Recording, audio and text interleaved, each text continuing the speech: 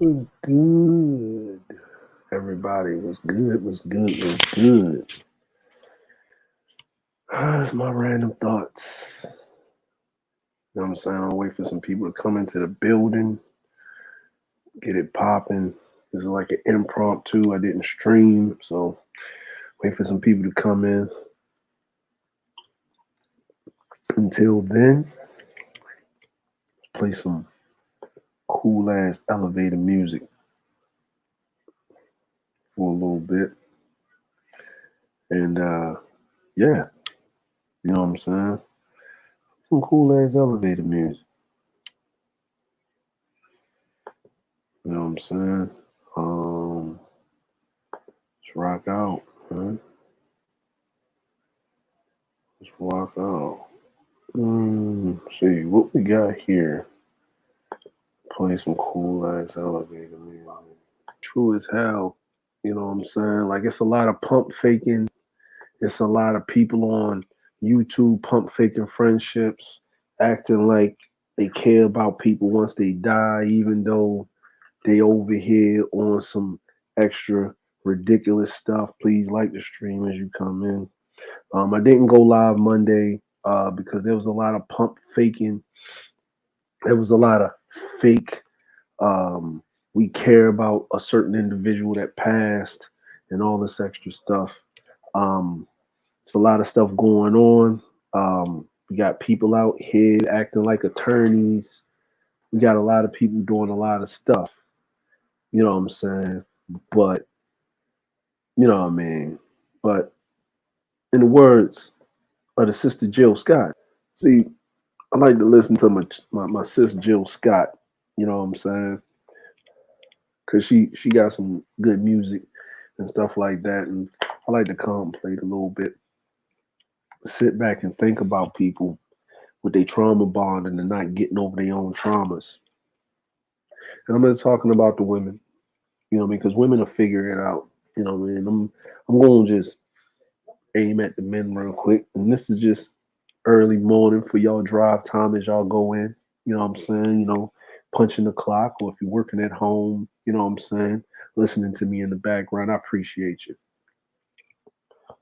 But and if you hit that like button, I'm gonna give you a gift. But trauma bonding, pump faking friendships. It's May, almost summertime, almost the end of sundress season. Hot summer about to come about. People about to get out here and do their damn dizzle. But the thing that I don't understand is people don't keep that same energy. They say people ain't real, but nobody's really real because if you actually had a person just sitting up there being real with you, you wouldn't take it. You couldn't take it. You know what I'm saying? Now there's very few people that's out here on these platforms what they would allow that are actually real and tell you what they really thinking. I try to give you as real as I can give you, but I know that I can't give you the real all the time. You know what I mean? Um, like that's why I enjoy listening to my sister Cluster's content because she just do what she does and she's unapologetically herself. You know, what I mean, I don't know if because what she went through in life. I don't know. Is it because of her age and I aspire to be like that. I got the Supreme Elder Music. He's just unapologetically himself. You get what I'm saying? Now, me myself, you know, what I mean, I try to aspire to be me. So if you meet me in person, I'm going to be more concentrated version of me that you see on YouTube. You know what I'm saying? What's going on, Hanley? What's going on, Cannon? What's going on, man? Hold on, bro. Let me take care of you, fam. Let me take care of you, fam. Let me take care of you, fam. There you go, fam. Go ahead and type in the chat, man. Go ahead and type in the chat, family. So, shout out to Hanlon, shout out to Poetic Kells, shout out to Cyril Budayu, and shout out to the people that's cloud watching and watching, man. Let's talk about this man that passed away a little bit. I'm gonna give you my thoughts and my opinions on the man. Because I did know the man. I had a lot of personal conversations with the man back in 2018, but after that, me and him didn't chop it up. I don't know the man on a super personal level, past me and him having conversations doing business. I do have the receipts, but that's none of y'all business. But we did do some business.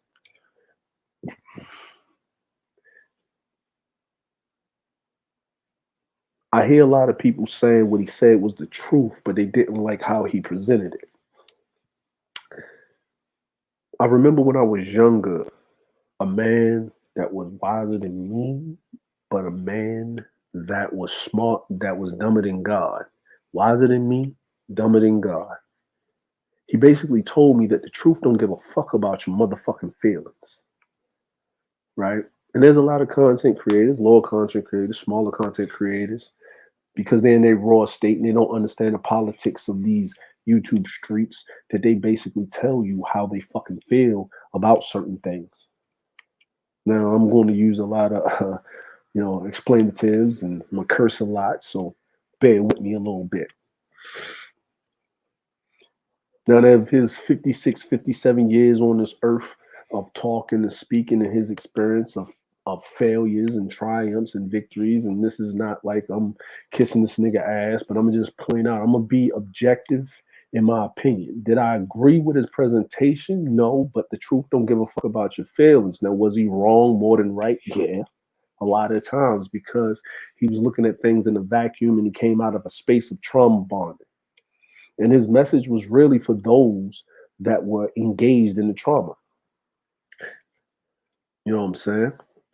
Now, there are content creators that generally want to help people that engage in that trauma. And there's content creators that want to sit up there and make money off of that trauma. Psychologists make money off of trauma. They go through years of schooling to sit up there and have you sit up there and talk and sit on a couch and basically work out your own problems, because if you sit up there and talk to yourself and answer yourself, they consider you crazy. The church has made money from centuries. The temple, the tabernacle, you know what I mean? The places of worship has made money. There's a book running around called the Holy Bible. There's the Quran, there's the Torah, that basically sit up there and basically tap into the very basis of trauma bonding. You know what I'm saying? The very basis of trauma bonding, you know what I'm saying?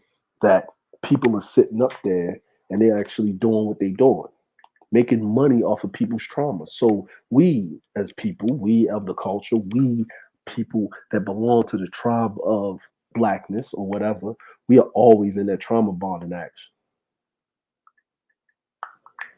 You know what I'm saying? You know what I'm saying?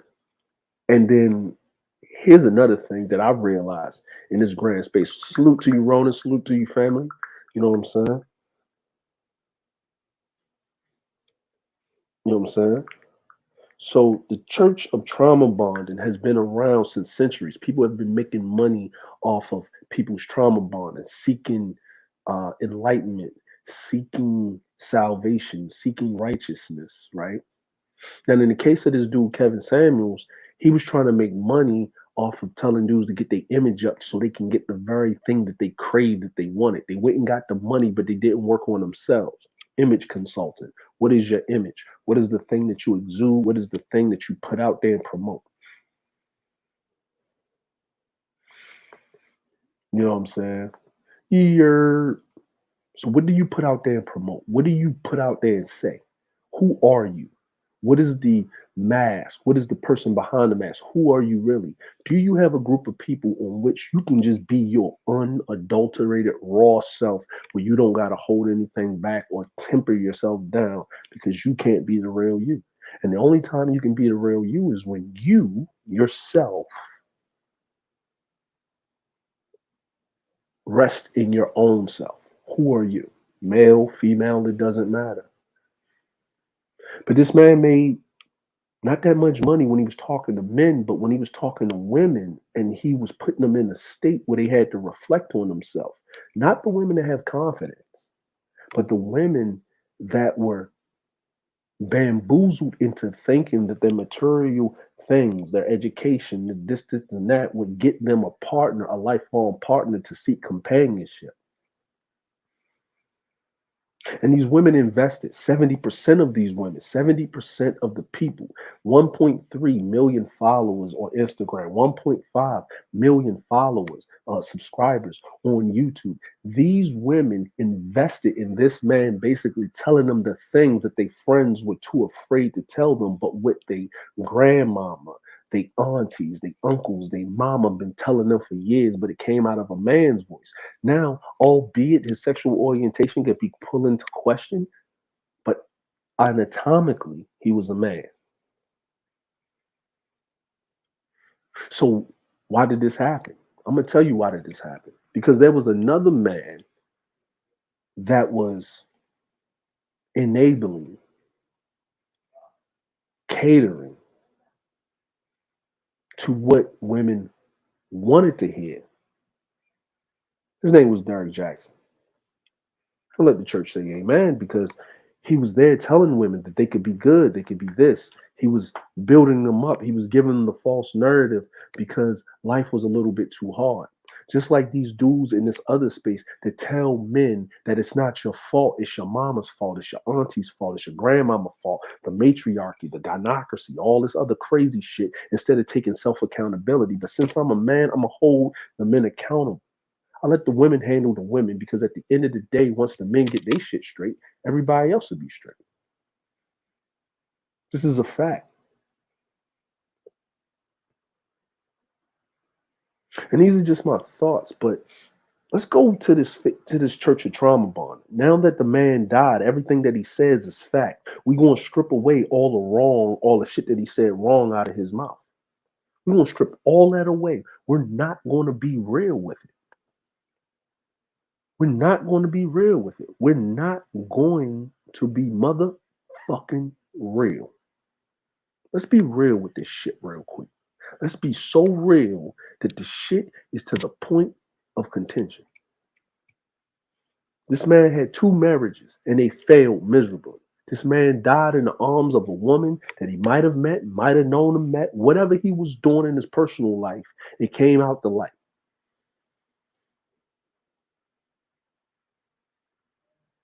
And he didn't die alone in that instance, but his legacy is coming into question.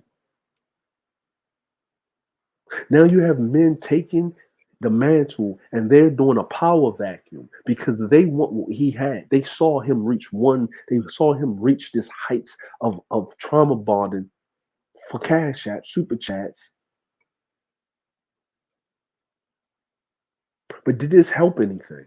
As I look back over the whole year, last 2 years in that space, men have taken their lives, men have died alone. So how is this helping? And I'm speaking on the men right here. The Church of Trauma Bonding has put these men in this position where they've been snuffling and duffling over the very thing that they want. And it's not even the anatomical thing that they wish to get back into since the day that they was birthed, and that is the uterus. No, it's not that. It's they want companionship. They want a woman that's way above their means physically. And they think economics is the only thing that women seek, but they seek even more. I've seen women literally drop their standards because a man can do something. He can literally do literal gymnastics of the mind. And these men that have that gift gracefully, they deal with these women in such a way and they discard them and they move on. But these women are left hurt, broken. And these men that haven't been chosen because they couldn't compete. Because down to the primal instinct of being a motherfucking man, you have to compete against other group of motherfucking men. And finances always don't mean shit. Facts. Facts handling. Facts.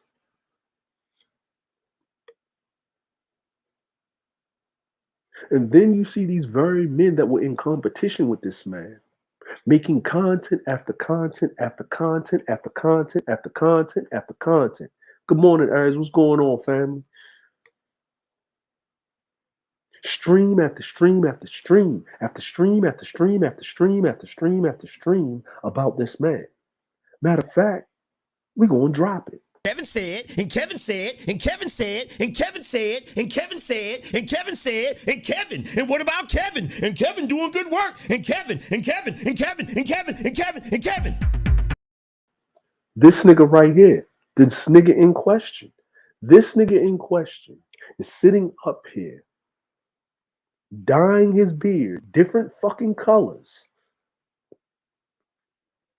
What's going on, Azula? Good morning to you.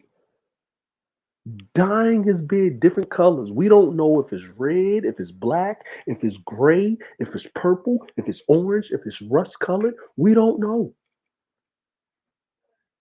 But he is trying to literally co-opt through fake trauma bond and pump faking friendship.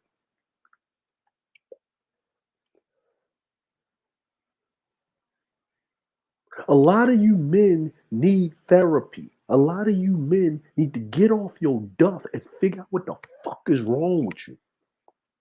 Why at the ages of 30 and over are you trying to still navigate companionship in life and not knowing your motherfucking plot in life? But it doesn't matter because right now, niggas is doing this. And what about Kevin? And Kevin doing good work. And Kevin, and Kevin, and Kevin, and Kevin, and Kevin, and Kevin. That's what y'all doing. This is what these niggas is doing right now. Y'all didn't like that nigga. Y'all couldn't stand that nigga. Y'all couldn't stand the nigga when he was here. Y'all couldn't stand when the nigga was gone. Y'all couldn't stand every fucking thing. Did Nicki Minaj drag Kevin?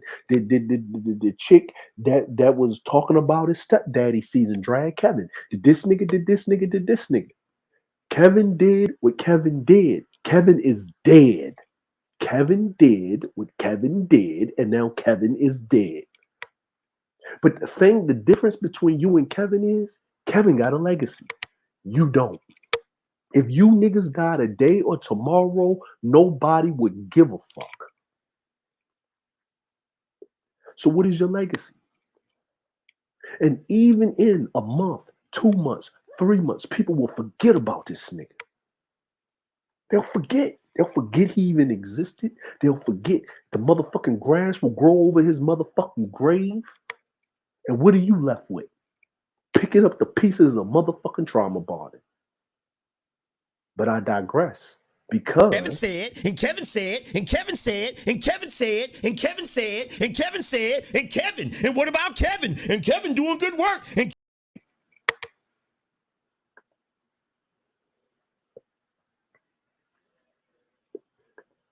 what are we talking about here? He's my friend. No, he's not your friend. You didn't know that nigga past Go. You didn't know that nigga past Google Hangouts. You didn't know that nigga past Zoom. You didn't know that nigga past a motherfucking StreamYard. You didn't know that nigga past whatever platform you on, Instagram, Facebook, motherfucking Twitter. You didn't know that nigga. It's half and half. They dragging the nigga to the high motherfucking heavens. The nigga's name is ringing all over the bells, good, bad, and indifference, but niggas don't know who the fuck you is because you don't know who the fuck you is.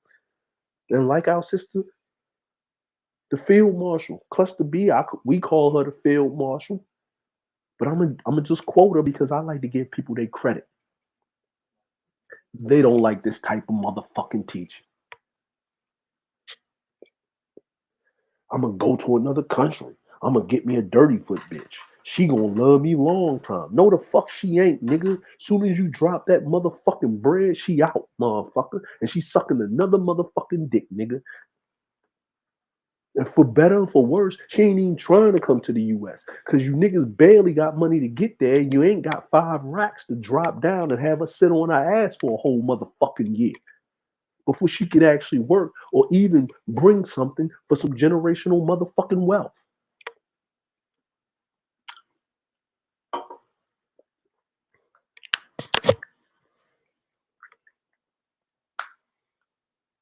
So I'm gonna say this, and I'm gonna say this to you. Beware of the motherfuckers that ain't got your good interest. If you listening to a motherfucker sitting up there and they ain't got your best interest in heart, you need to motherfucking pull yourself back, reevaluate yourself. Look at a motherfucker's track record. Look at their body of motherfucking work. This nigga died in the arms of a hoe, nigga. A motherfucking hoe, nigga. Hoe, nigga. She wasn't a full-time hoe, because if she was a full-time hoe, the nigga wouldn't have died on the motherfucking slab. She was a part-time hoe. Wasn't even good at her motherfucking job.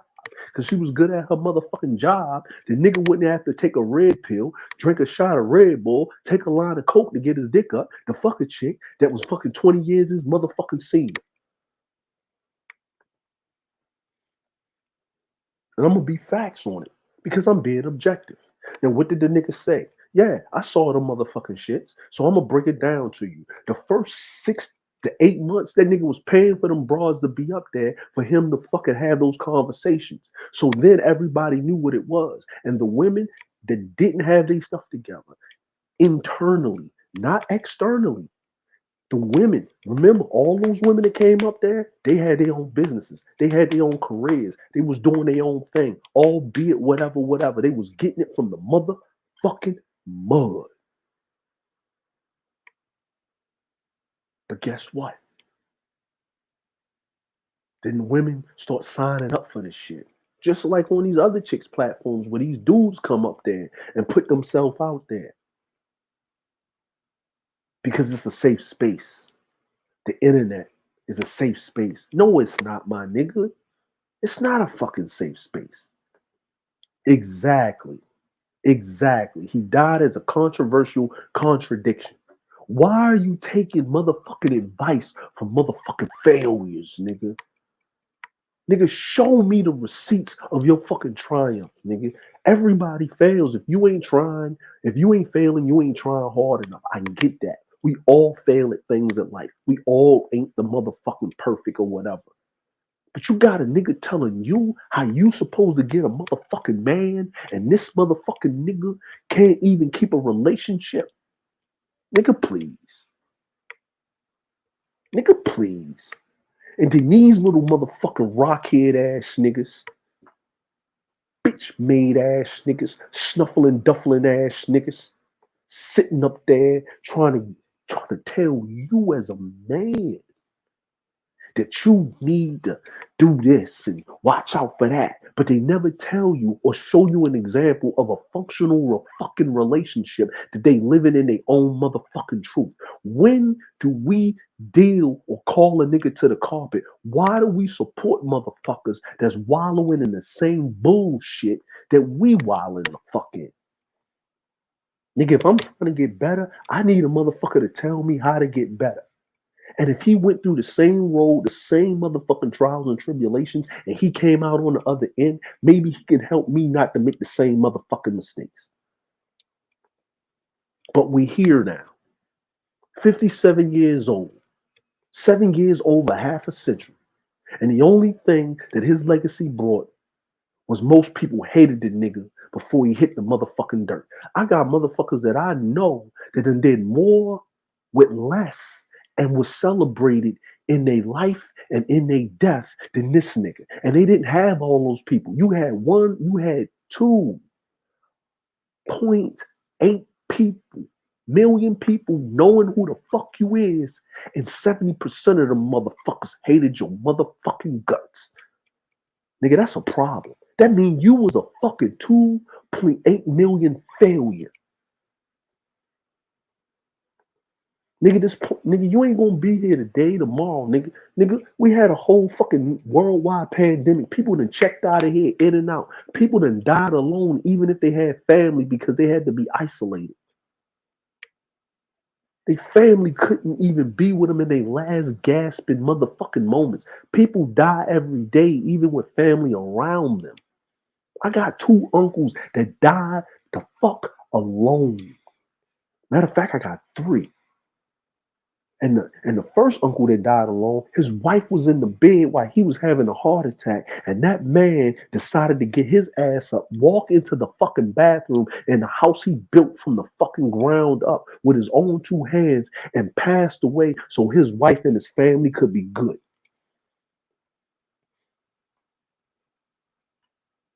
Here's a motherfucking thing. 70%, 68.95% of wealth is passed on through death. At least Kevin didn't have to take a GoFundMe out so they can bury his ass. But we still waiting on that. He got people speaking his good name because he did touch some people's lives. But the fact of the motherfucking matter is, what is your legacy? What is the shit that you hold on? Or you just gonna be known as the motherfucker that was orchestrating the goddamn motherfucking thing with trauma bonding and pump faking friendships? We got a nigga sitting up here. This is the first time I seen a nigga in public with another grown ass man having a conversation in real motherfucking time where he was arm to arm, neck to neck with another fucking grown ass man. And you listening to this nigga, you throwing this nigga money because he's tapping into the trauma bond. Nigga, at least a preacher's sitting right there in front of the pulpit. You might as well go to church and hit the motherfucking offering plate for the fucking building fund. When are you gonna sit back and get your shit the motherfucking together? When you gonna look internally and deal with your motherfucking demons? Maybe it's not the women's fault. Maybe it's you, nigga. Maybe it's you, nigga. Maybe it's you, ma'am. And I'm not talking to everybody. I'm talking to the loud minority of people that's going through some shit and they looking to anybody, but they look to the first thing they look to is somebody to pat them on the head and say, it's all right, it's not your fault, you a victim. Stop being a motherfucking victim, because victimhood don't get you better. When you go to the motherfucking hospital, the doctor say, hey, your blood work is fucked up. You got high blood pressure. You got diabetes. You about to motherfucking get your knee cut off. You know, get your leg cut off at the knees because of what you did, of what you intake. See, the doctor has to hold you accountable because it's your body, your temple. So what about your motherfucking mental health, my nigga? You have to take control of that shit. You have to.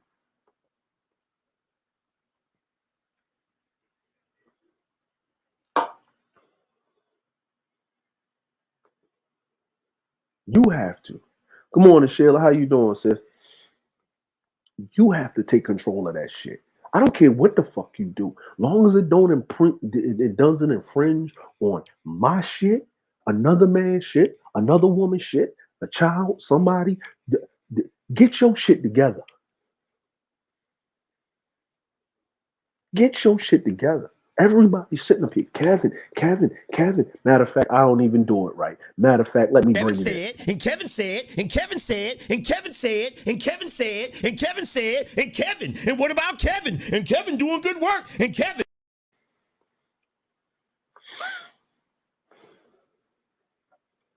Listen to that. But that's his friend. The sarcasm in his voice. This was just 6 months removed. But now, my nigga, you his friend? When, nigga? When? Pump faking friendships, nigga. I had a little fucking weird ass, light skinned fucking troll, short, small hands nigga come up and challenge my motherfucking friend, the godfather of my motherfucking kids that was down there bare nickel and grizzly. And I had to say that bitch ass nigga life. Nigga, that's my friend, nigga. That's my homie. That's my brother. That's family.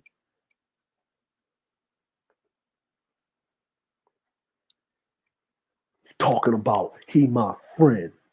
Nigga, he ain't your motherfucking friend, nigga. You just wanted subs, nigga. You wanted super chats. You thinking if you could tap into that audience, you can get it. You can't get it. Because the one thing that nigga did, he took his ass outside and he networked. And he can actually know how to act when he on somebody else's platform.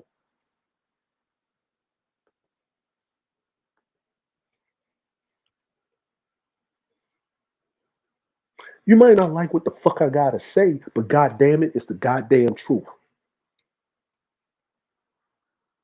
Nigga, these are acquaintances, man. And even if we talk past a certain point, we have a relationship. But until we dap each other up, break bread with each other, sit in each other's presence, knowing the energy, nigga, what are we? Oh, ready player one ass niggas. Don't go outside ass niggas. Sit in a motherfucking house ass niggas. Eating TV dinners, ordering Five Guys from goddamn DoorDash ass niggas. Can't keep a relationship. Why are you taking motherfucking advice from fucking failures? How you gonna be with somebody for 15 fucking years and don't put a fucking ring on it, and you gonna listen to a motherfucker giving you advice about having a fucking positive, functional fucking relationship when a motherfucker get up here every 5 fucking minutes and the nigga is fucking unhinged. And the only time the nigga act right is when the nigga fucking pockets is running low. Like our sister Cluster said, let's get the fuck into it. But I ain't got time to be dragging niggas for 40 days and fucking 40 nights. Nigga, I'm not Noah. And we ain't dragging you niggas 2 by 2. And if the flood come, I want every last one of you ain't shit ass niggas to drown. Because the niggas that's really about some shit, they gonna be about some shit. The women that's about some shit, gonna be about some shit. The people that's gonna be about some shit, gonna be about some shit. I'm about to really get in my motherfucking bag today. So, y'all gotta motherfucking excuse me real quick. You know what I'm saying? Let me look at the likes on the stream. Appreciate it. Can we get 2 more motherfucking likes in this motherfucker, please? Because I'm in my motherfucking petty bag real quick.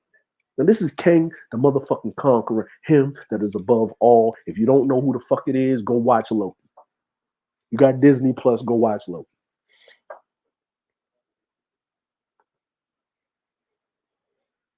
Let me read this comment because this person actually put a lot of time in it, and I like to read the comments. Most people were indifferent or had positive things that they gleaned from his message. A small, loud contingent of hurt people with loud voices. His detractors made him into a deity, not that deep. It's not that deep. You're right.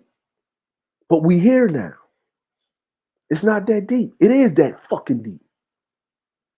Because what he was saying was the truth to a loud motherfucking minority. Everybody is not walking around with that level of dysfunction. What's wrong with motherfuckers, man? And it's my motherfucking late exes and it's my early fucking millennials that's acting a fucking fool, nigga. The younger generation that didn't grow up with the hardships we grew up with got more motherfucking flack on their back. They got more chip on their shoulder. They getting out here getting it however way they can. Why can't we get it? Nigga, I'm 40 fucking years old and this shit is fucking disheartening. Nigga, in a couple of months, I'll be 41, nigga. I have a fucking grandkid number motherfucking 3, nigga. Nigga, we all in a motherfucking petty bag today. Cause I'm about to motherfucking, it's about to be a motherfucker. It's gonna be what the fuck it is. The man sat up there and he tried to tell motherfuckers to wash their motherfucking ass. You don't believe me? You don't believe me? Let's bring it up. Cause I remember from Google Hangouts. Let's roll the Kevin said, and Kevin said, and Kevin said, and Kevin said, and Kevin said, and Kevin said, and Kevin. And what about Kevin? And Kevin doing good work. And Kevin, and Kevin, and Kevin, and Kevin, and Kevin, and Kevin. Behind each ear. Oh, God, I love this. Behind each ear. Oh, God, I love this stuff. Behind each ear.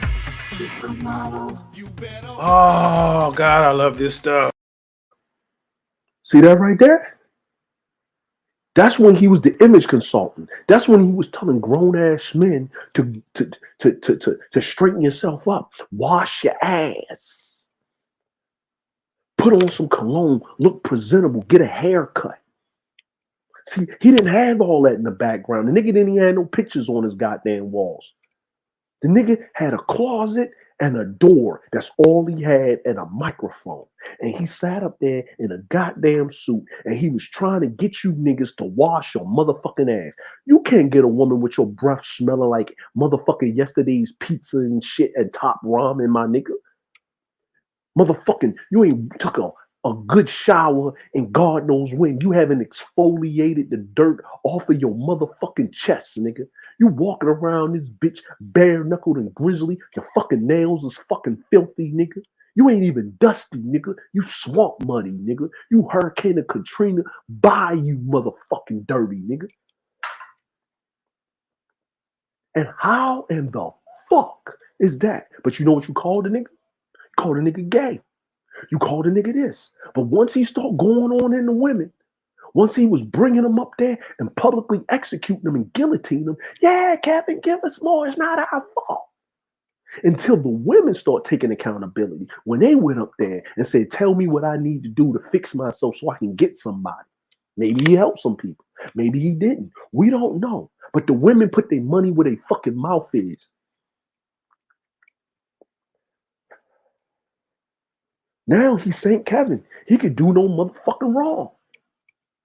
He can't do no motherfucking wrong. No motherfucking wrong. Because he died. Died on the cross. St. Kevin of Galilee. He was bruised for our transgressions. The chastisement of child support was for our peace of mind. And by the hem of his garden, I shall get me a 304. Are these hoes winning? Praise Kevin. Get the fuck out of here, my nigga. Okay. So did you take any of his fucking teachings? Did you sit up there and critically think about how you need to apply that to yourself? No, you didn't. Because you missed this motherfucking message. And what about Kevin? And Kevin doing good work. And Kevin, and Kevin, and Kevin, and Kevin, and Kevin, and Kevin. You the same niggas that was ready to dive in anybody's ass that even mentioned the word marriage. You the same niggas that was ready to curse black women out the moment they asked if you believed in black love. And I'm gonna tell you right now, if you co-sign Kevin, I don't give a fuck if you're cool with me. If you've ever talked against marriage and you co-sign Kevin, you're a fucking hypocrite. Look, man. Attract motherfuckers to you. What do I call it? What do I say about cologne? Spray on some opportunity. Season yourself. Dude, you put this on, you're spraying on opportunity. But y'all wasn't hearing the nigga when he was saying that. When he was giving you constructive criticism, when he was telling you some shit that can actually help you bag a female. So let's break this all the way the fuck down on some trauma bonding shit. Good morning, Sister Mocha. How you doing? Been a long time. Hope all is well with you. Why does a man want a woman? Well, we understand physically in nature and DNA, you want to pass on your genes to the next person. You want to make a little mini-me running around and look like you. You want to raise him up and pass on, and you work to the sweat of your brow. A woman is our most vulnerable when she's in a state of giving life.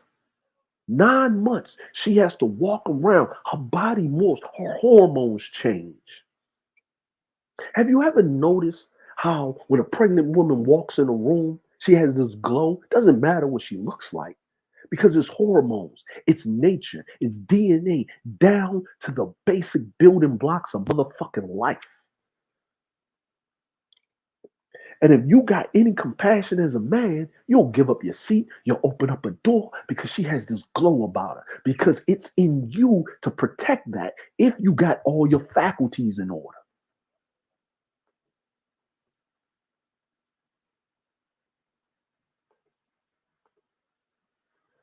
But my motherfucking thing that I'm trying to get at is that you motherfucking dudes,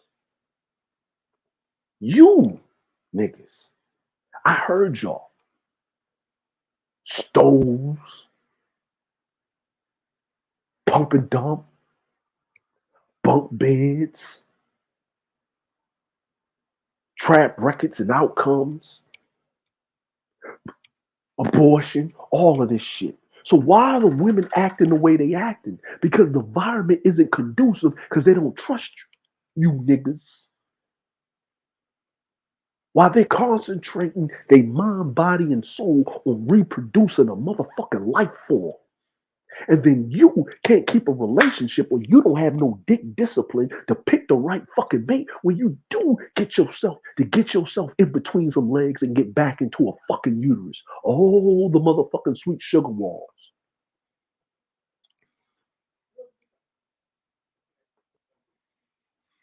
Oh, the sweet sugar walls.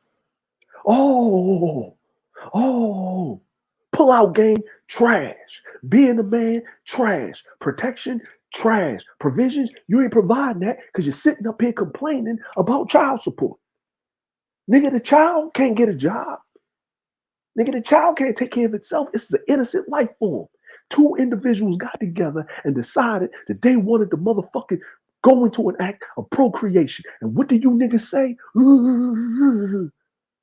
Because you don't want to hold accountability because she won't give you access to the motherfucking uterus no more because you just wanted to play in that motherfucker. Then you blame the Pookies and the goddamn Ray Rays. You know why the Pookies and the Ray Rays get to play in the uterus? Because they do the one thing that you can't do, my nigga. They provide protection, nigga. That's why.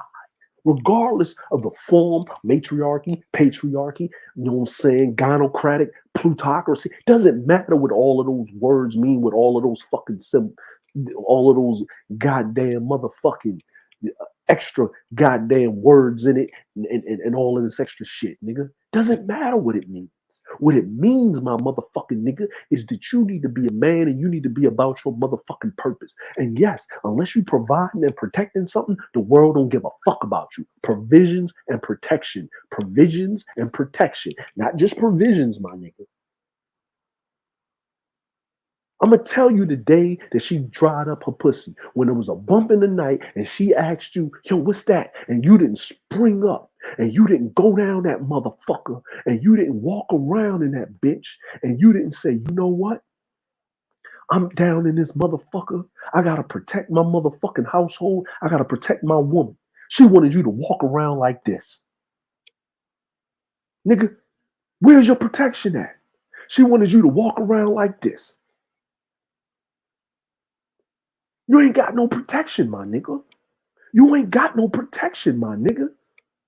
Nothing. You ain't protecting shit. You ain't doing shit. You ain't about shit. And I'm not talking about the men that's out there that's getting it. I ain't talking about the men that's out there co-parenting. I ain't talking about the men that's out there in the home. I ain't talking about the men that's raising their fucking children. I ain't talking about the men that's fucking married. I ain't talking about the men that's going every day and doing what they need to do. I ain't talking about the men that on fucking birthdays they get some underwear. I ain't talking about the men on Christmas they getting some goddamn fucking socks. And I ain't talking about the men on Father's Day getting an ugly ass tie. I'm talking about the men that take silence of walking home and they seeing their family sleep in the bed and they fucking feel some well of enjoyment because they fucking did another 24 hours of provisions and motherfucking protection.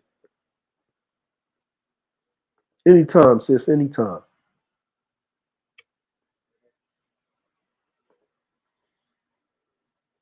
This is the shit that I'm motherfucking talking about.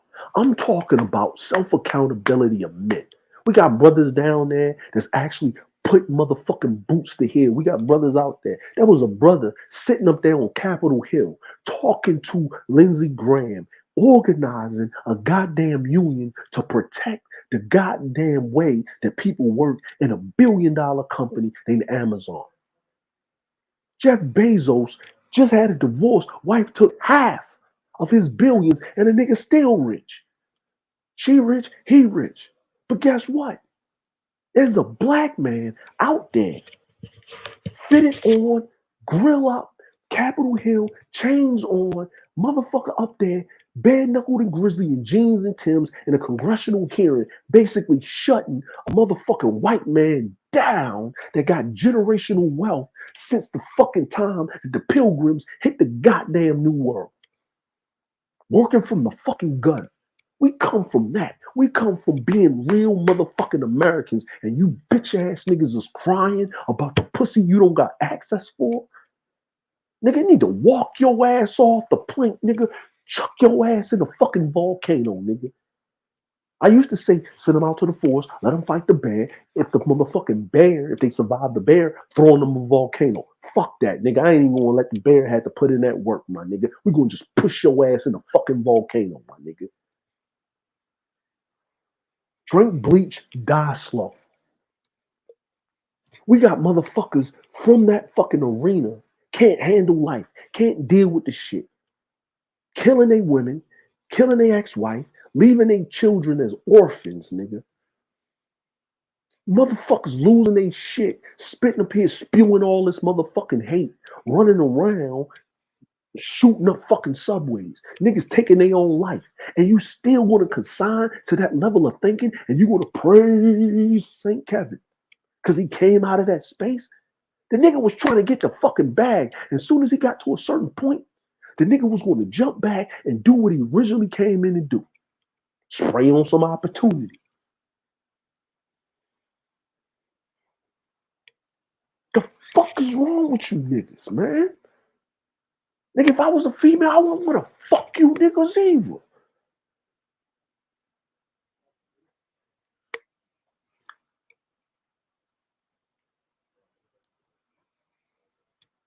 And I ain't saying shit about the women. They don't know what to do. They don't know what to do. Because they saying the state of their men falter in the motherfucking ground because you niggas still won't motherfucking fight. And I'm not talking about the men that's still out there fighting a good fight. I ain't talking about that. I'm not talking about the men. I ain't talking about the men that's being motherfucking respectful. I ain't talking about the men that's just out there doing what they need to do, nigga, without nobody telling you. I ain't talking about the men with integrity, nigga. Integrity. Integrity is doing the thing that needs to be done when nobody else is watching, when no one's giving you a hand clap, when no one's singing your fucking praises because it needs to be fucking done. Nigga, I don't care if you ain't looking out for me, nigga, but look out for you and yours, nigga. There's children walking around this motherfucking fatherless, nigga. Fatherless, nigga. See, men, we had an advantage when it comes to certain shit. We imprint ourselves on the child as it comes out. And it doesn't matter. You want a patriarchy?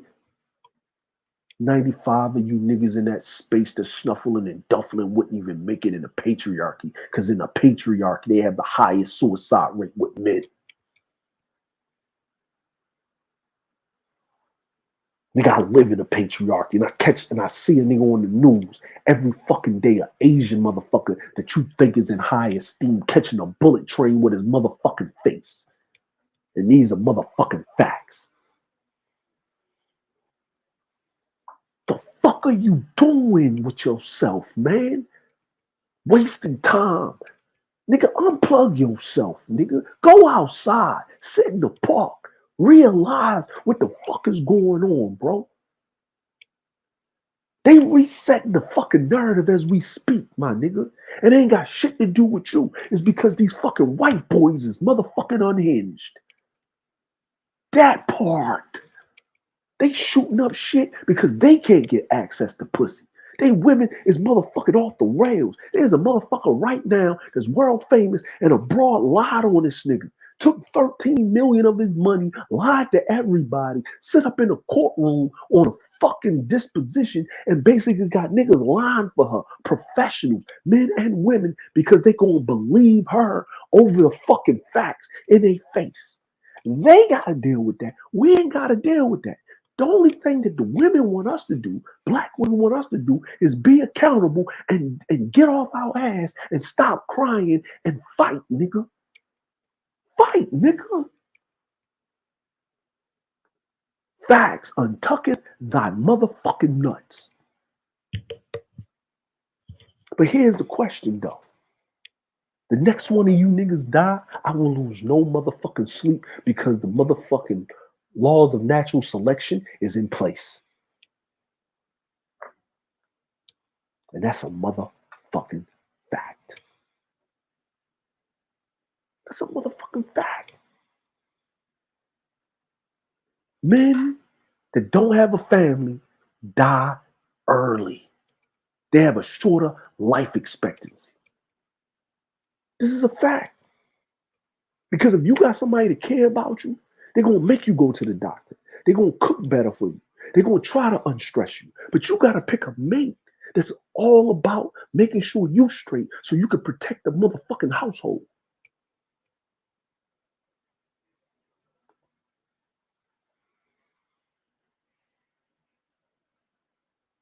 But we want to be in the church of trauma bonding and pump faking friendships.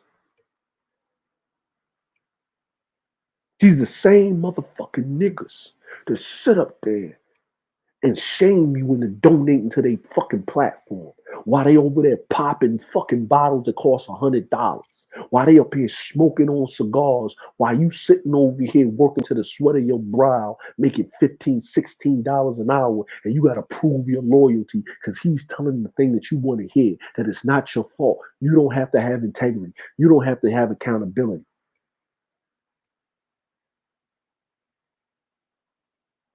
A man that walks around and claims victimhood is no longer a motherfucking man. What are you going to do about it? Where's your testosterone at? Where your nuts at? A lot of you niggas is walking around with virtual ovaries, my nigga, and y'all need to get y'all shit the motherfucking together.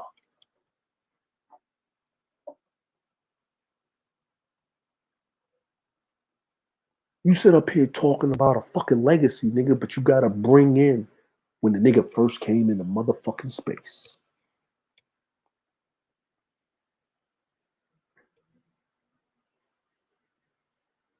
Kevin, he's gonna part the sea of child support. He's gonna get the 10 commandments of thottery.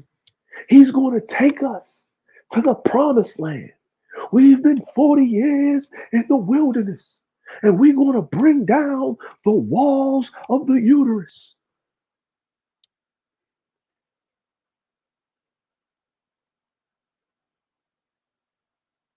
You niggas got ADHD when it comes to understanding. I done seen content creators sit up there and say one thing, then hit up a live stream 3 hours later and totally contradict themselves. And you niggas sit up there and eat it long as they ain't talking about you on both sides of the motherfucking coin.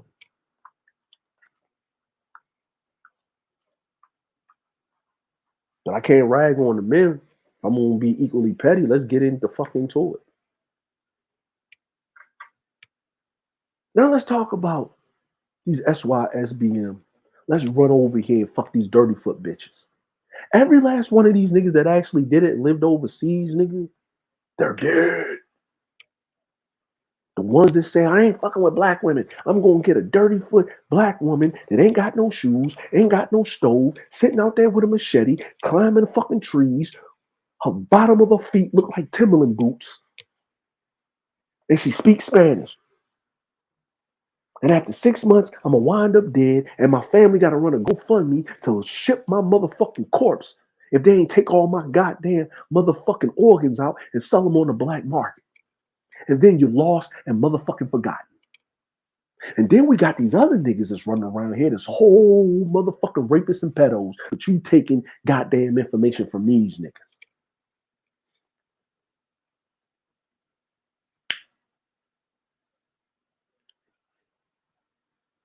These black women fat. But you all want the little waist, big booty, motherfucking big titty broads.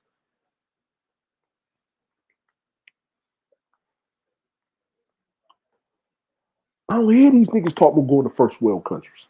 I don't hear these niggas talk. Nigga, how you a high value 6-figure nigga and you ain't even got a goddamn life insurance plan? So at least if you die alone, nigga, you ain't a burden on your motherfucking family. I don't hear none of these niggas talking about self-accountability. At least if I'm gonna die alone and be MGTOW, at least my motherfucking family ain't gotta pull my motherfucking carcass and throw my ass in a pine box in a pauper's grave and sit up there selling goddamn fucking fish plates. My mama ain't walking around slinging goddamn fried fish plates and having a fish fry to bury my ass. Where I can't even stay in the goddamn grave because we can't see them throw the dirt on you because you can only rent the shit for the goddamn funeral. As soon as y'all turn the corner, they chucking your ass in the goddamn crematorium.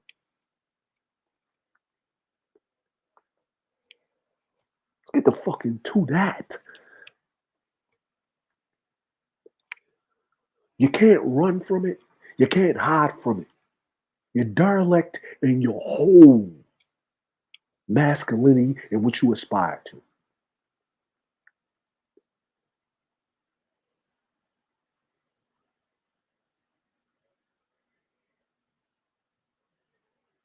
I'm not dick policing and I'm not uterus policing no fucking female. You want to fuck with a motherfucker of a different tribe, a different culture, go ahead. But you actually got to be around them motherfuckers. You got to be in proximity. Where's your white friends? Where's your Spanish friends? Where's your Asian friends? I got Spanish friends. I have white friends. I have Asian friends. And I'm going to tell you this, motherfucker. Come real closer. For the retarded niggas in the back wearing the helmet and the cowboy boot. If the women of your own culture don't fuck with you, they ain't fucking with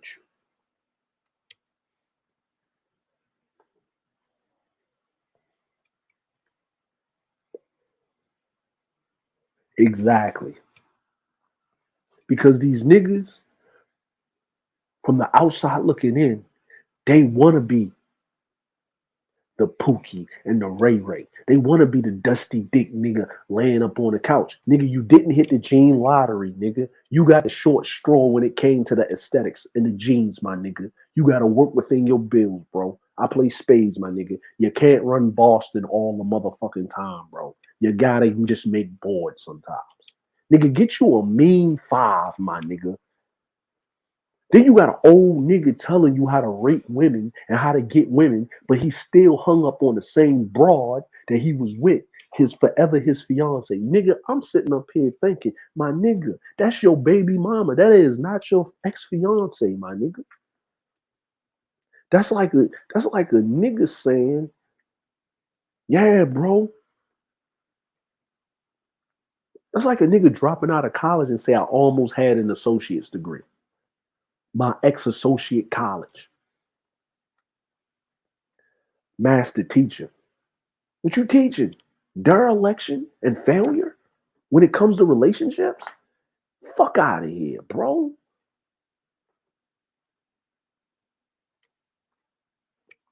I don't even sit up here and talk about relationships to that motherfucking degree, nigga. Even though I'm married, my relationship is not successful because one of us didn't die yet. Yeah, death do you part. That means your marriage is successful. One of you still living and the other one died and you're still together and you're still married. That's how that works. And here's the funny part. All of you motherfuckers say I'm SYSBM, and all of you motherfuckers say that I'm divested, and all of you motherfuckers say all that shit. 90% of you motherfuckers came from the Black Woman is God Church of Trauma Bonding.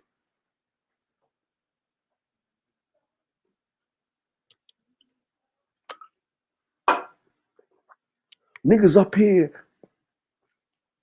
subbing to niggas' channels that are on record, whipping women's asses, raping, molesting, pedos, and all this shit. Knowing it. But hey, everybody loves circles. Humans are stupid and predictable. Because when you tap into the Church of Trauma Bonding, all is forgiven. All is motherfucking forgiven. But I don't think y'all hear me. I don't think y'all hear me. I don't think y'all hear me. I don't think y'all hear me, man. Am I just saying this and I'm just hearing nothing?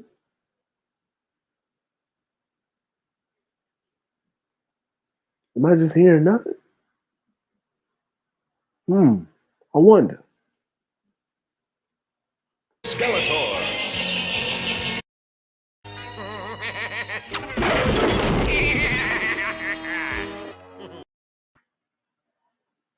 I want to know.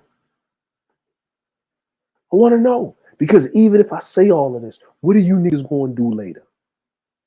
What are you niggas going to do later? What are you niggas going to do later? Are you going to take this message and look into your inside of yourself? Or are you going to wait so you can hear? Kevin said, and Kevin said, and Kevin said, and Kevin said, and Kevin said, and Kevin said, and Kevin. And what about Kevin? And Kevin doing good work. And Kevin, and Kevin, and Kevin, and Kevin, and Kevin, and Kevin. Behind each ear. Oh God, I love this. Behind each ear. Oh God, I love this stuff. Behind each ear. Oh God, I love this stuff. What are you going to do? What are you going to do? What are you literally going to motherfucking do? That's what I want to know. What are you going to do?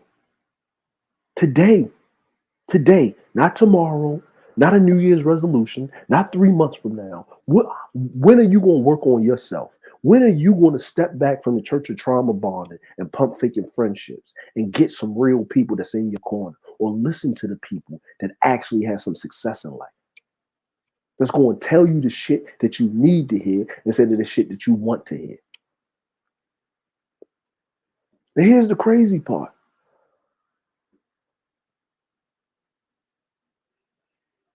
He had to talk to women because women would actually support and listen to what he had to say. Good, bad, right, wrong, motherfucking indifferent. That's the sad part. Y'all celebrating the nigga, but y'all didn't support him. Y'all didn't support him. Because if you support him, he ain't never had to rag on women. You would have washed your ass. You'd have put a suit on. You'd have got your Chelsea boots. You'd have been walking out there waving the flag. All you niggas out there windmilling. Because what? Because you got an enemy now. You got the very enemy you always wanted. The uterus that fucking denied you entry, nigga. But the men that say no, nigga, the men that sit up there, all of you niggas have abandonment issues from your motherfucking daddy. Because if your daddy was there, you'll have your confidence. If your daddy was there, you'll motherfucking hold your own motherfucking nuts. If your daddy was there, you would challenge the motherfucking environment. But he was a whole bitch ass nigga and he tucked his tail and he ran. And then you kept that motherfucking debauchery and dysfunction going into the next generation. So what about your kids? How's your daughters going to treat men? How's your son going to treat women? Talking about red pill, nigga. You pink pill swallowing ass sons of bitches. You niggas ain't red pill, nigga. Red pill ain't about no fucking pussy, nigga. Red pill ain't about that shit, nigga. Red pill is about the knowledge of self and understanding the trick bag on how you can challenge the motherfucking environment. Why do you think it's more boys born than girls, but it's more females than males when they get to adulthood? Because a lot of men die in the fucking environment challenging it. Everybody want to be Spartans until they gotta be fucking Spartans. You trachs niggas, you humpback ass niggas, you snitching on the motherfucking thing to take down a whole nation because you can't get access. Nigga, your very aura, nigga, your very presence, nigga, sickens me, man.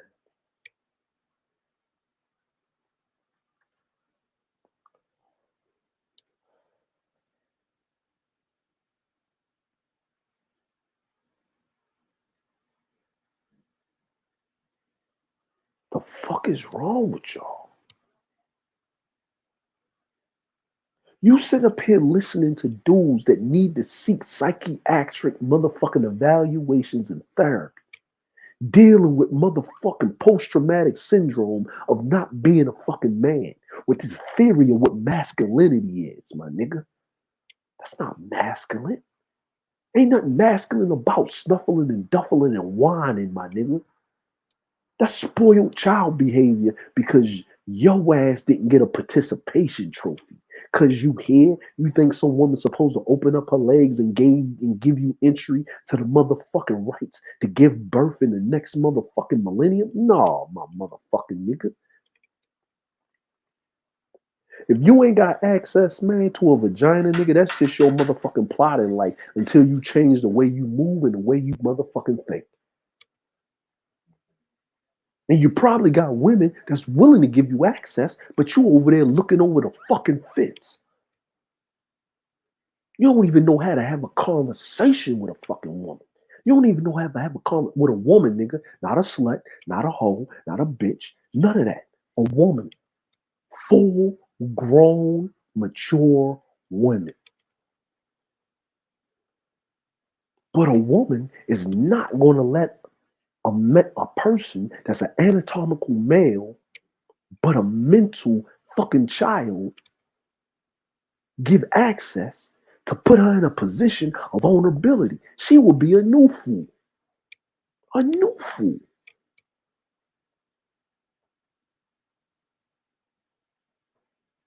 But y'all love that trauma bonding. Y'all wake up in the morning, nigga. Y'all heroin addicts, nigga. You're crack addicts to trauma. You addicted to hurt. You addicted to anxiety. You addicted to depression. It's a drug to you, nigga. You gotta tap into it. Every time a nigga go live and you waving in the motherfucking chat, every time you put your dollars down so you can hear that message over and over again, you don't want to be fixed, nigga. You want to be coddled, nigga. You want to lay on a motherfucking man titty of a motherfucking failure, nigga. You want to sit on stream for 12 to 18 hours talking about the women all day. What are the women doing? Nigga, you would even, nigga, I would, nigga, if I didn't know no better, nigga, you think you niggas was gynecologists the way you always in a woman's goddamn pussy, nigga. Psychoanalyzing a fucking ovary, nigga. A fallopian tube, nigga. The fuck is wrong with you niggas, man?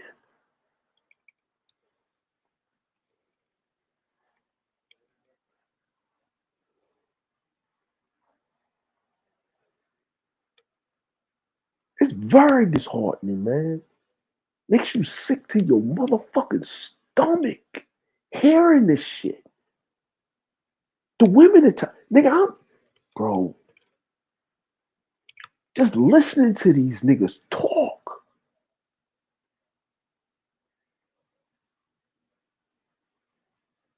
You got all this smoke, all this energy for these women, but the very woman that you sit next to that is the motherfucking object of your fucking desires, nigga. You won't even part your lips to even say hello.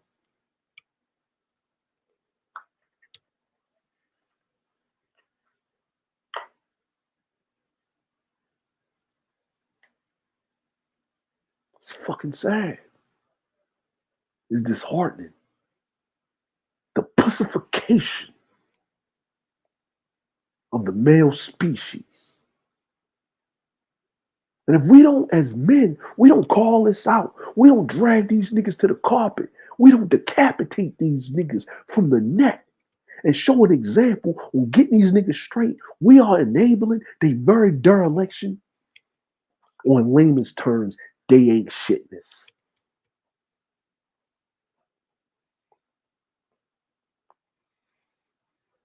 Get out the church of trauma bonding, nigga. Unplug from that shit. Nigga, your red pills have an expiration date, nigga.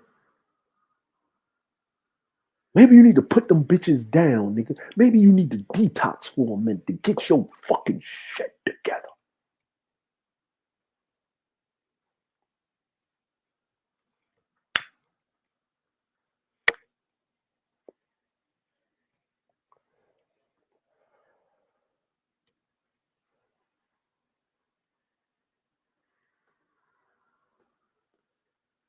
But since I'm a nigga that stand on my disrespect, if you got a problem, whatever the fuck I got to say, or you want to add on to it, go right ahead. You can bring yourself up here and say what the fuck you need to say. I have no problem.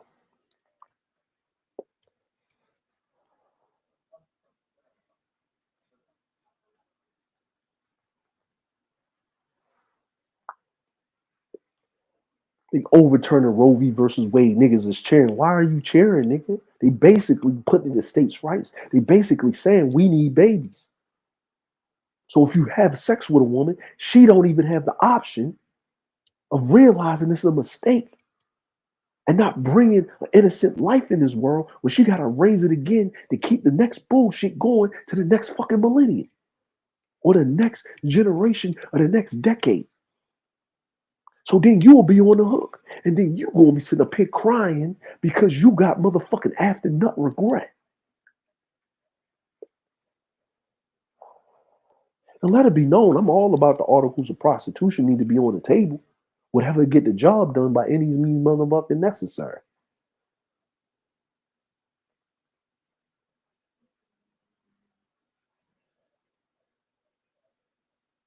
St. Kevin died with a whole motherfucking hoe. Not a half a hoe, not a quarter of a hoe, but a whole hoe. Like my man Ronan said, a living contradiction, walking hypocrisy.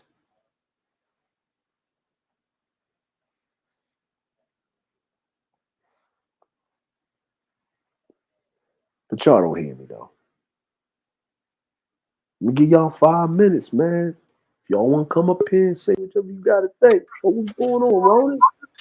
So you're not gonna fall for the banana tailpipe? Nah, bro. What's going on with you, man? I'm over here just I don't know, man. I was just in my petty bag, man. The petty spirit was moving, man. Really, it wasn't more. It was more honesty than petty, personally. That's why I asked the question: how is it that high value men can't seem to get their shit together? Because you know my only thing on that, Ronan, is that the difference between rich people and poor people, my nigga, is that rich people ain't got to worry about food, clothing, and shelter. No. They got more problems than a little bit. Yeah. But you got to be around rich people to see that shit. Yeah. I just don't get it. You're online worshiping a dude who isn't really getting outside like that. It's socially awkward if you pay attention.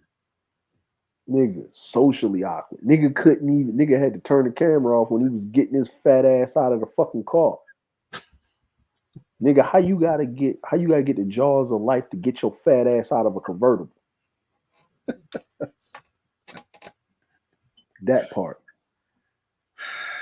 Nigga walking around with tucked in shoulders. And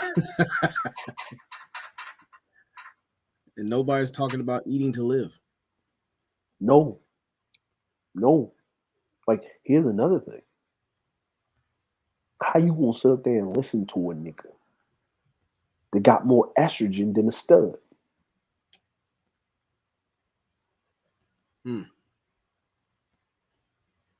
Nigga sitting up there snapping like he got menopause. Good question. It's a good fucking question. I'm sitting up here, man, like it just boggles the mind. It's just you see it coming. Yo, it's gonna be a full fucking war between now and winter. Yeah. You know what I'm saying? Incel income is a big thing, man. It's a big fucking thing. It ain't even doing it right. But I mean, you think about it, it's like, yeah, people have money, but when it comes to incel income, it requires you to be financially and morally flaccid. Facts. So like intellectually and morally flaccid. because you have to be a big dumb goofball to see how many countless thousands, even millions, you're throwing away for nothing. Exactly. The money's in the mediocrity. It's been proven, Bro. It's been proven. It's so much shit happening, man. Like nigga, gas prices is through the roof, nigga. My man's told me he at work. Niggas can't even show up to work because they got them fucking charges and Hellcats and they can't afford to put gas in them bitches to go to work. Yeah. Nigga, food prices are soaring. And it's not because niggas ain't got the food, it's because they ain't nobody in the fields picking and scooping. No. You notice you don't hear you know what we don't hear? We don't hear nothing about an immigration problem. We don't hear about the Mexicans at the border. We don't hear about that. Where's that? Because the Mexicans ain't coming over here. Because niggas just lost their mind. Man, I just looked at a whole boat party down in goddamn Florida where these motherfucking white people was whipping each other's asses. On the water. Tackling each other in the water, drowning each other. For what? Viking sports. Fighting. Over what? It's a good question. Over. I got nothing on that. I got nothing.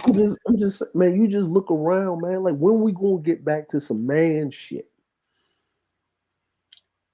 That requires you to understand your true nature. You're supposed to oppose your environment, not nurture it. That's not what we're supposed to do. Exactly. And I've always asked, like, what would both men and women be without their negative narratives? They wouldn't realize who the fuck they are. There you go. There it is, man. There it is, man. That it's like niggas.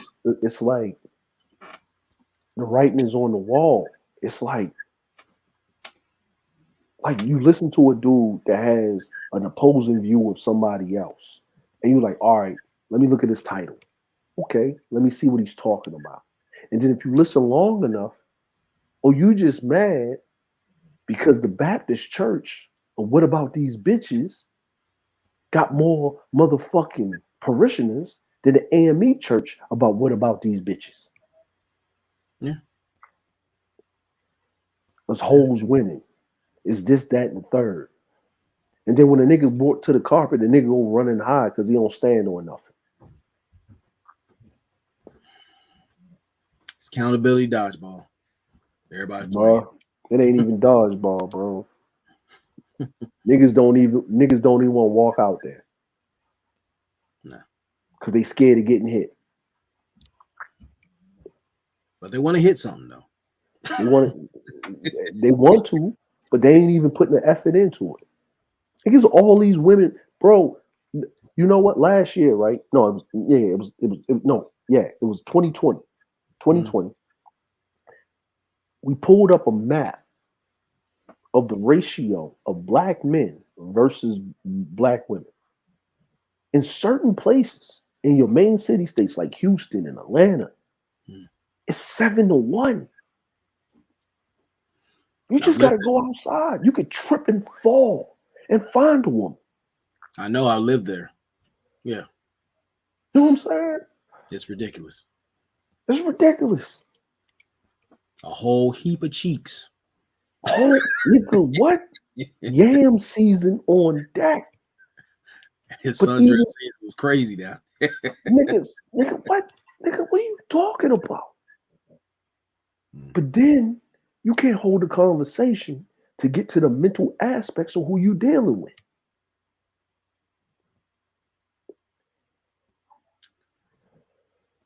Nigga, I saw that Manosphere meetup, man. And that shit was like, yo, where the defibrillizers at? If any one of these niggas get too anxious, they having heart attacks on site. Look, man. Can we really need to get into the hospice festival? That shit right. Bro, all of them niggas, bro, is on a one-way trip to a slab. They going straight to the morgue, man. Just like Straight to the morgue. like St. Kivas. Yeah, at least he died in some cheeks. But still, I mean, it's like when you talk about high value, it's how you move, who you associate with. And not talking about financially. People who enrich you with information, support, mentorship, leadership. It's got to reflect in your life. I mean, like how you carry yourself. But yeah, out here just, leading a church of trauma bonding, that's exhausting work. Exhausting as hell. And you got people like Tamar Braxton, and Marlon Wayans. Nigga, you even got Umar Johnson defending this nigga. You got motherfucking Tariq Nasheed defending this nigga. The pro-black niggas defending this nigga. So they basically telling you that they don't really give a fuck about you women. They just want your dollars. They telling you what you want to hear, but they telling you straight down. I'm not defending this nigga. I'm not defending none of that shit. But I'm not just going to discount some of the shit the nigga said was applicable to the people that it applied to. It don't apply to me, and it don't apply to functional motherfucking people, men and women, that walk around life and do what they're supposed to do, and it's about getting them and theirs and taking them and taking care of them and theirs. But this is why there's a distinct difference between content creators and conflict creators. Exactly. Content, they give you information where you can disseminate it. Like, look, how can I apply this to my life? If it works, cool. If it doesn't, you're set aside or discarded. Conflict creators, you give them trauma to feed off of, they'll give it back to you. There's just more shit with it. Exactly. And now you running around with that baggage. It's just like a motherfucker going to church on Sunday, paying for 3 to 4 fucking offerings, jumping up and down until they pass the fuck out, sweating out the good clothes, jump in their car, go home, and they still in the same fucking position they was in when they motherfucking went to church in the morning. If not worse. If not worse. Because now you done gave PASA all your money and your bill is still fucking due. So you gonna get on your knees and pray. Now these niggas is getting on their knees and praying to St. Kevin in the motherfucking pearly gates of the God knockers. It brings me back to like an argument that started out like back in 2010. And the day before we're supposed to pay rent, sitting there listening to Jamal Bryant on the internet and wanted to give a $200 offering. I was like, wait a minute, we got to pay rent tomorrow,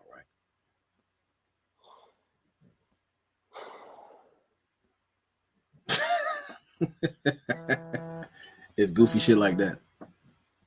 Bro, it's yo, and I look at this younger generation, man, and because old niggas won't move out the way, because motherfuckers is sending their trauma, because they got a bigger voice on the internet than they got in real life, they are motherfucking fucking this younger generation up with this fuckery and this bullshit.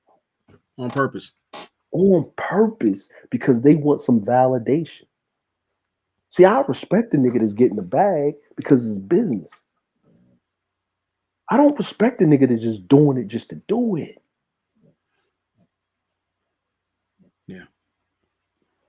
And the most damning part is they do have brothers out here who do give them the information they do need. They just don't want to listen. They don't want to hear that. They don't want to hear it. I'd rather talk about the self-imposed enemy that's keeping me from fixing myself. Thank you. But see, even with that, you got to look into the mirror. You got to look into the darkness, and when it stares back at you, you get scared, you get shook, you start pissing on yourself. Yeah. That's it's just everybody got their own shit.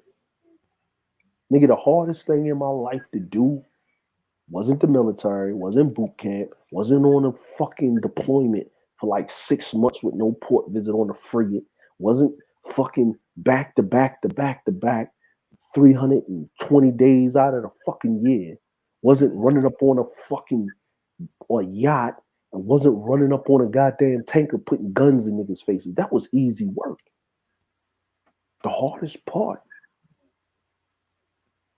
was holding an innocent life in my hands and understand that every decision that I make will affect this innocent life, and to deal with the motherfucking baggage and the bullshit and the dysfunction that I would carry on to the next generation. And I had to stop all of that shit. When I go on the ground, it gotta go with me. It's real shit. That's the hardest fucking thing that I've ever done. It's real ass shit. That's the hardest shit. The hardest shit when an argument happened and you married and you can't just, bitch, I want a divorce. You can't do that. You got to work through that shit. You got to soldier onward. And then falling on the sword and taking accountability when you did the rights wrong. When you can't blame nobody. When you got to hold that motherfucking L. Yeah. The day you learn to hold the L, everything else in life is easy. Yeah. It's to the point where it's like, how do we get here? Like, when did shit get this fucked up? And how we gonna fix it? I'm not enabling these niggas no more, man. I'm not doing it. I try to like let them niggas live, let them niggas speak their piece, go over here, whatever. But nah, bro. Like this is getting, and I'm not even talking to them niggas. I'm talking to maybe some younger generation to come through on a time capsule and may hear a dude say something that can't contradict whatever the fuck these dumb niggas talking about.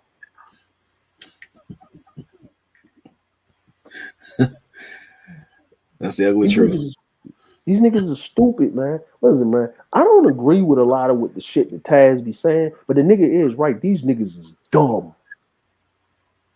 Yeah. They stupid.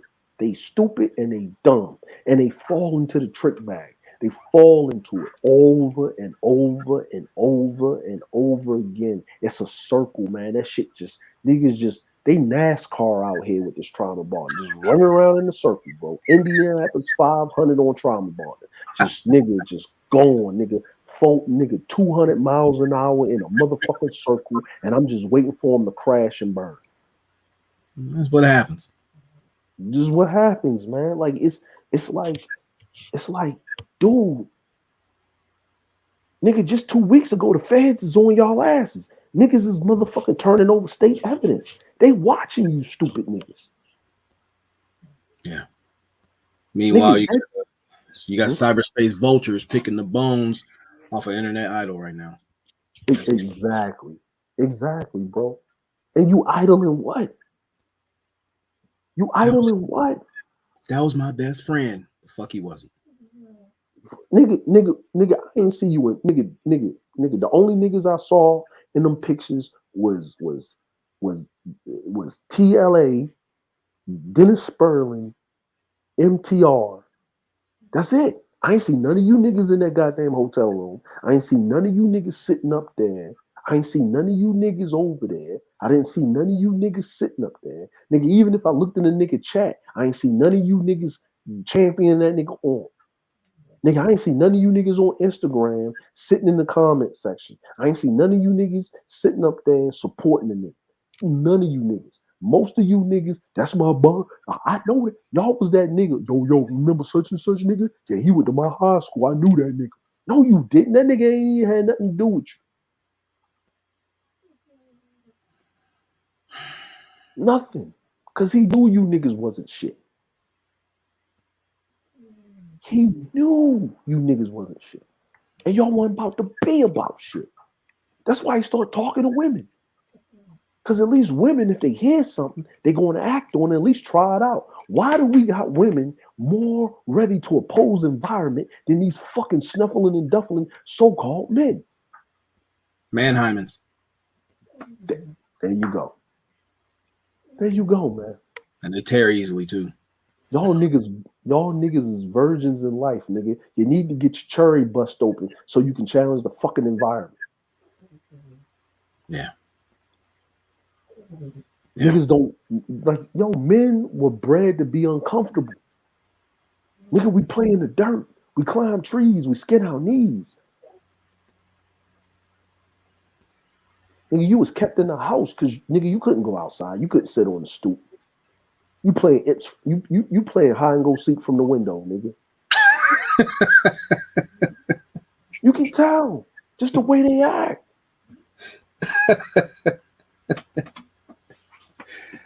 You know what I'm saying? Red light, green light. Mother may you nothing, nigga. You can't even go outside and play, nigga. Sit here between my legs, let me brush your hair, and I watch Dallas. That's on a good day. That's on a good day. Nigga on player 2 controller ass nigga. You know what I'm saying? Spoiled brats, bro. It's just spoiled, nigga. Just victim, nigga. Victims. That's all I hear. These bitches, the ultimate real reason why. Stream number 5 in the same day. You know, straight up, with all the things I deal with, I still do a job that challenged me to step outside my comfort zone. Man, who you telling, bro? I'll be honest, I'm not a big fan of public interaction, but I do it because it's something I need to do. Yeah. I'm like, yo, it's like, man, I work in the industry, man. I already knew what the nigga was doing. I already knew the play. The nigga, look, even the nigga was 57. The nigga had 3 hard years to go hard left. Yeah. He had 3 hard years. 3. The nigga was running around there running a race of a 25 to 30-year-old nigga, and he over a half a century. Nigga, his heart gave out. He couldn't take it. You doing too much, Captain. Yeah. Just to get what? The validation of what? And then when the nigga died, he couldn't even take it with him.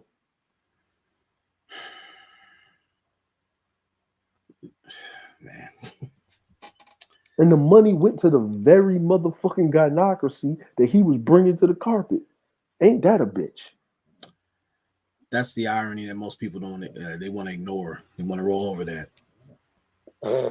I ain't. We here now. You can't dodge it. I mean, you can't. You can't. Like, yo, like, dude. You know what? Here's something, bro. Right? Hmm. I went over my in-laws' house. I walked the dog. You know what I mean? My mother-in-law is 60, 65, 66. My father-in-law is 72. He'll be 73 on the 1st of July. I walked the dog. I was walking. I went to the park, doing my workout. My middle son was there with my grandson in the park with my grandson. He didn't even know I was there. And I just watched and observed how he was playing with his son. You know what I'm saying? He about to have another kid. His pregnant wife is in the house resting. He took the child outside to give her a break, even though he worked. Mm-hmm. Playing with my grandson, right? And my grandson skinned his knee, and he started standing there and crying. He about 20 feet away from him, and he's sitting there crying. And my son said, "Nah, come here. Come over here. I'm not coming to you. You come to me." Mm-hmm. And when he started walking, he stopped crying as he started taking steps forward. And I went over there. My grandson walked up to me, gave him a high five. And I went over there and started doing my push-ups. And I turned around, and my grandson don't know what I'm doing, but he getting in push-up position too. He can't do a push-up. He's just in there. And he couldn't do the push-up, and he started whining. And I was like, nah. Stop whining. Stop crying. Try.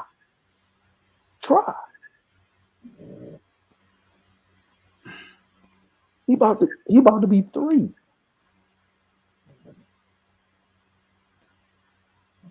Yeah. You know what I'm saying? Play with my grandson a bit. My son excused himself, went back in the house because it was nap time, and I continued my motherfucking workout. I came home, and my youngest son is in the room talking to his friends. My oldest son live in his own spot. Nigga, whether I'm a millionaire, whether I got all of this and all of that, it don't fucking matter, my nigga. Because guess what? I'm sitting here looking at 2 generations. Yeah. That's my legacy. That's my legacy. At the end of the motherfucking day. And I'm not throwing cap on motherfucking, men that ain't got there yet or men that don't have that or whatever it is. And I can't tell you how to get it. I can't tell you how to fix that issue or that problem because I wasn't never in that situation because I observed and made sure I wasn't in that fucking situation. Yeah. Your legacy is what you make of it, with or without children. With or without children. That's facts.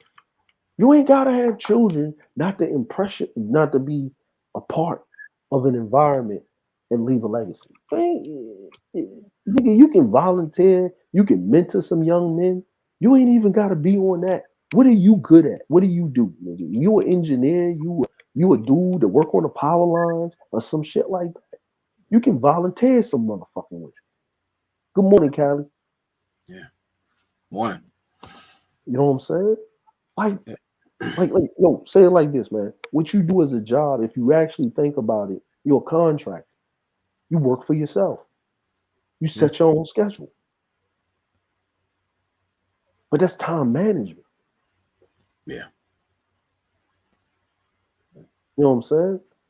It's a service that's needed for the greater good of society. Not everybody gonna be a fucking Jeff Bezos. Everybody got to play their motherfucking position. Yeah. And this is a person who deals with hypervigilance. Thank you. But I got to get outside and make it happen. Make the time, not just for myself, but be cordial. Of course, you're going to have some individuals who's going to press your buttons or even try you. That's anytime, anywhere. But you can't be afraid to live. Can't. Thank you. I think like you know what I'm saying? Like you went overseas, right? Mm-hmm. That was a scary moment of the unknown. You know what I'm saying? Yeah. Of just being overseas. Being somewhere where you don't know shit. You might think you know, but you don't know until you experience. Right. And once you got over that fear and you had to take the cliff notes of life, it wasn't that bad. It was actually easier than where you came from. Yeah. You're right about that. My first duty station was Guantanamo Bay, Cuba. Ooh. Straight out boot camp. I didn't know shit about. I didn't really hear too much about Cuba until I got there. I'm like, I'm fucking here. I had to spend a year there. Ooh. But I mean, in spending a year there, I had a great appreciation of the experience, learning how to step outside my comfort zone, learning how to, anticipate a new challenge. Because then it made going overseas a lot easier. Like, this ain't it. This is cool. I learned this. I see this, but you learn about yourself. You gotta get off the porch. You have to get off the porch, man. Yeah, nigga. When it comes to life, it's like if you sit there and you live in one spot all your life, you're just existing. Bruh. You know what the crazy part is? I was like when I got stationed in Norfolk, I got my car for the first 2.5, 3 months. The very place I was trying to get away from, I found myself back in the motherfucker. I was in Baltimore every goddamn weekend. Right? And until one day, man, I didn't notice it, man. But I think, I gotta think I gotta think, like the universe or whatever it is, that I had men always around me to drop jewels on me. And I had like, you know what I mean? You know what we call it in the Navy, we sailors, they call it your sea daddies, right? Who you see daddy? Who you see daddy? Who you see daddy, right? I ain't heard that in a minute. Who you see? Who you see daddy, right? Pretty much, which means who's your mentor. Yeah. And I had a lot of mentors, man. It didn't matter what skin color they was, you know what I'm saying? I don't like people that's cool, that's white, we call them our light-skinned Americans. Yeah. You know what I'm saying?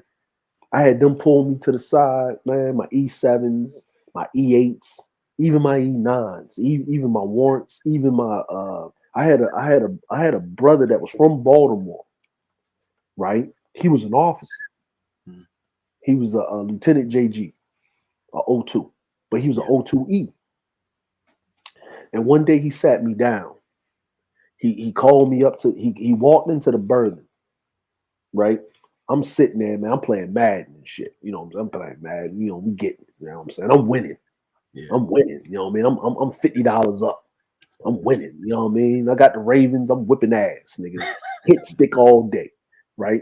You know, Ray Lewis, nigga, up the middle, right? So he said, "Hey, man, when you finish, man, you need to have we need the counseling." So I'm like, "Damn, nigga, I get the counseling shit. What the fuck I do?" You know what I mean? He's like, "No, we're gonna have a smoke deck counseling." Right? Because this was the third time I signed up for smokers to whip a nigga ass. Right? So I said, all right, sir. Right? So we got out there. Man, I ain't never seen this man smoking in his life. He broke out a pack of Newports, right? Pulled that bitch out, had it hanging out his mouth. Dude was about 24, 25. You know what I mean? I'm 19 at the time. Yeah.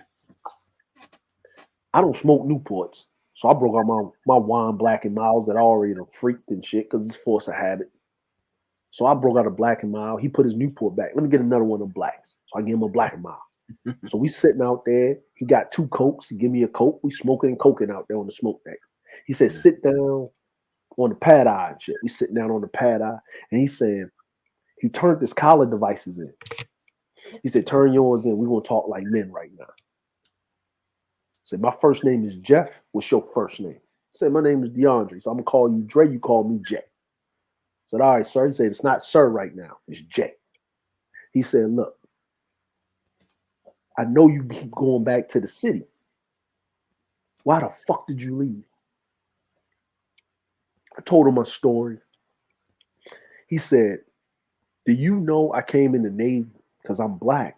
Even though I had a degree, they made me go in the delayed entry program. They wouldn't let me go straight into OCS. Not because they had too many people, because I'm black. Yeah. And I had a racist ass motherfucking E7 that fucked with me every day. And I wanted to smack the shit out of this motherfucker. But then I had white people, Filipinos, Mexicans, and black folk pull me to the side and say, just make it the E4 and you straight. So I made it. I got frocked E4. He said, then they called me into the wardroom and all of them, piece by piece, one officer gave me one ensign bar. The other officer gave me another ensign bar. Another officer gave me the top part of my khakis. The other off, they gave me my whole uniform where I didn't have to pay for it. They brought it brand new, even up to my ribbons and my medals. And I walked in to disperse it. And my motherfucking chief said he was going to take me to mass because I was impersonating the officer. He was ready for my black ass. I done snapped. And he walked me to the Master at Arms office. And the Master at Arms smiled, rolled it up, and we went straight to the XO. And the XO called the captain and the Master Chief in. And I'm thinking there was a joke played on. And they cussed that chief out. And I became the division. I became the dispo. And I said, what happened? And I made that motherfucker life hell for 6 fucking months. And he started laughing. Right? Now, he's our division officer in engineering. He's a line officer. He said, listen, you need to stay out of the place and where your trauma ensues. Good morning, Brandy. Good morning, sis. He said, by you going back to Baltimore, you're going to get yourself in trouble because you trauma bonded, because you have survivor's remorse. Nigga, find your own way. And I asked him, are you telling me this because I'm doing smokers again? And you know what he said? No, do the smokers. Whip that motherfucker ass. I looked it up. Beat his ass. I got $50 on you. Beat his ass. I said, cool. But he meant to me, and a whole bunch of other men meant to me. And I had to work through that trauma. Then I got sent to Japan. I was supposed to go down to Florida. Shit, nigga. 2 cars, nigga. Had an apartment. Had to give all that away, come and start over from there. And 20 years later, I'm still here. Yeah. You gotta get away from the source of trauma. Some call it home. But you already know that adage, what happens in this house stays in this house, has destroyed more of us than anything.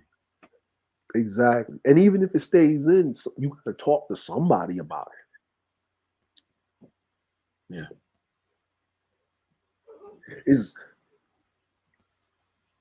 You know, I have this saying. Mm-hmm. Anybody over the age of 28 is a lost cause. Yeah. And the reason why I say that is because men that have gotten to a certain age, I'm 40, going to be 41 in September. Yeah. At 28, I had this gut, this feeling. You know, man, I'm married. I got married at 26. And I had this gut feeling that I need to do something better. I need to move more. I need to stop dreaming and focus on what I need to focus on for my family. I didn't know what it was, but it was something I was interested in while I was taking care of the bare basics of food, clothing, and shelter. And I had failures and triumphs and investments that didn't go right and they went right and all this extra shit. But at 27, I felt that. At 28, it was imperative. At 30, nigga, it was on my motherfucking neck like a hawk, nigga. It was like a demon waking me up in the middle of the fucking night, shaking the shit out of me, nigga. You know what I'm saying? You got to get it. Yeah. At 33, reality set in. 35, my knees start hurting because it would rain the next day. At 37, I couldn't recover from the gym as quickly as I used to. You know what I'm saying? Yeah. At 38, I look back and say, what more can I do? And at 40, I'm like, nigga, everything is extra credit. But these dudes are failure to launch.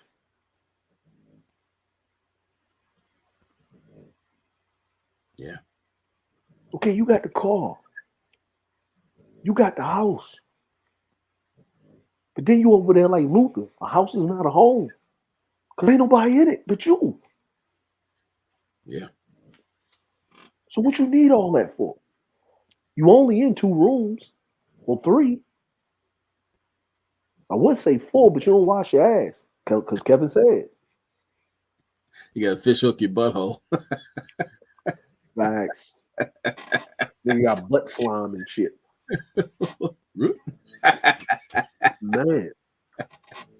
That's what I'm saying is like, they're not teaching no manhood. They're not teaching responsibility, accountability. They're not teaching how to be better every day. Like, it don't matter, man. Like, every day you should strive to be a better version of yourself and slowly put the bricks to repair the broken foundation of who you are as a fucking person. Yeah. Not just to impress anybody, especially online. Nigga, look, man, like, nigga, it's so many conflicting reports. First, when he found out he was with a chick, the bitch was fat. Now they found out the bitch was actually the bitch that he told bitches to be when he was gonna fuck with her. Look, man. You know what I'm saying? We know damage control when we see it. We know it. And then the chick came out, and then you actually saw what the chick is. Then you can't run with that narrative, so you got to run with another narrative. The truth in this situation is going to be a lot darker than most people want to expect. So look, man, I'm gonna be in some head canon. They took that nigga out. More likely, yeah. More likely. That nigga had a lot of shit working. He worked hard than a motherfucker. Wasn't sleeping. To get what? To say his whole life wasn't a trick bag, not a valid, you know what I'm saying? To prove something. He faked it until he kind of made it, and then he out of here.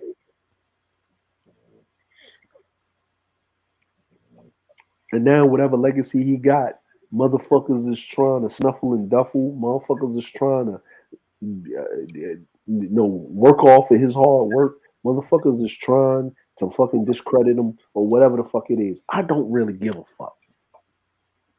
Did the nigga help or fix any of you niggas? I ain't worried about the women. Nah. I'm worried about you niggas to a certain degree. And not you niggas, the 28 and under. That's who I'm concerned about. Because I'm hearing these young men saying they ain't even dealing with women. Nigga, you ain't even had enough experience to say you checking out, my nigga. Why are you listening to the failures of a 60-year-old that's supposed to be collecting Social Security, my nigga? Mm-hmm. That won't even show him his motherfucking self. It says a lot. It says a whole lot. That won't even hold a disrespectful ass, ambiguous, fucking dyeing his beard every different color underneath the rainbow ass nigga accountable when he brings the blatant disrespect when the nigga only been cordial and subservient to this nigga for the longest. Every time you seen this nigga talk to somebody, he done fell out with every motherfucking body. And the only time he support financially is when he want to be seen.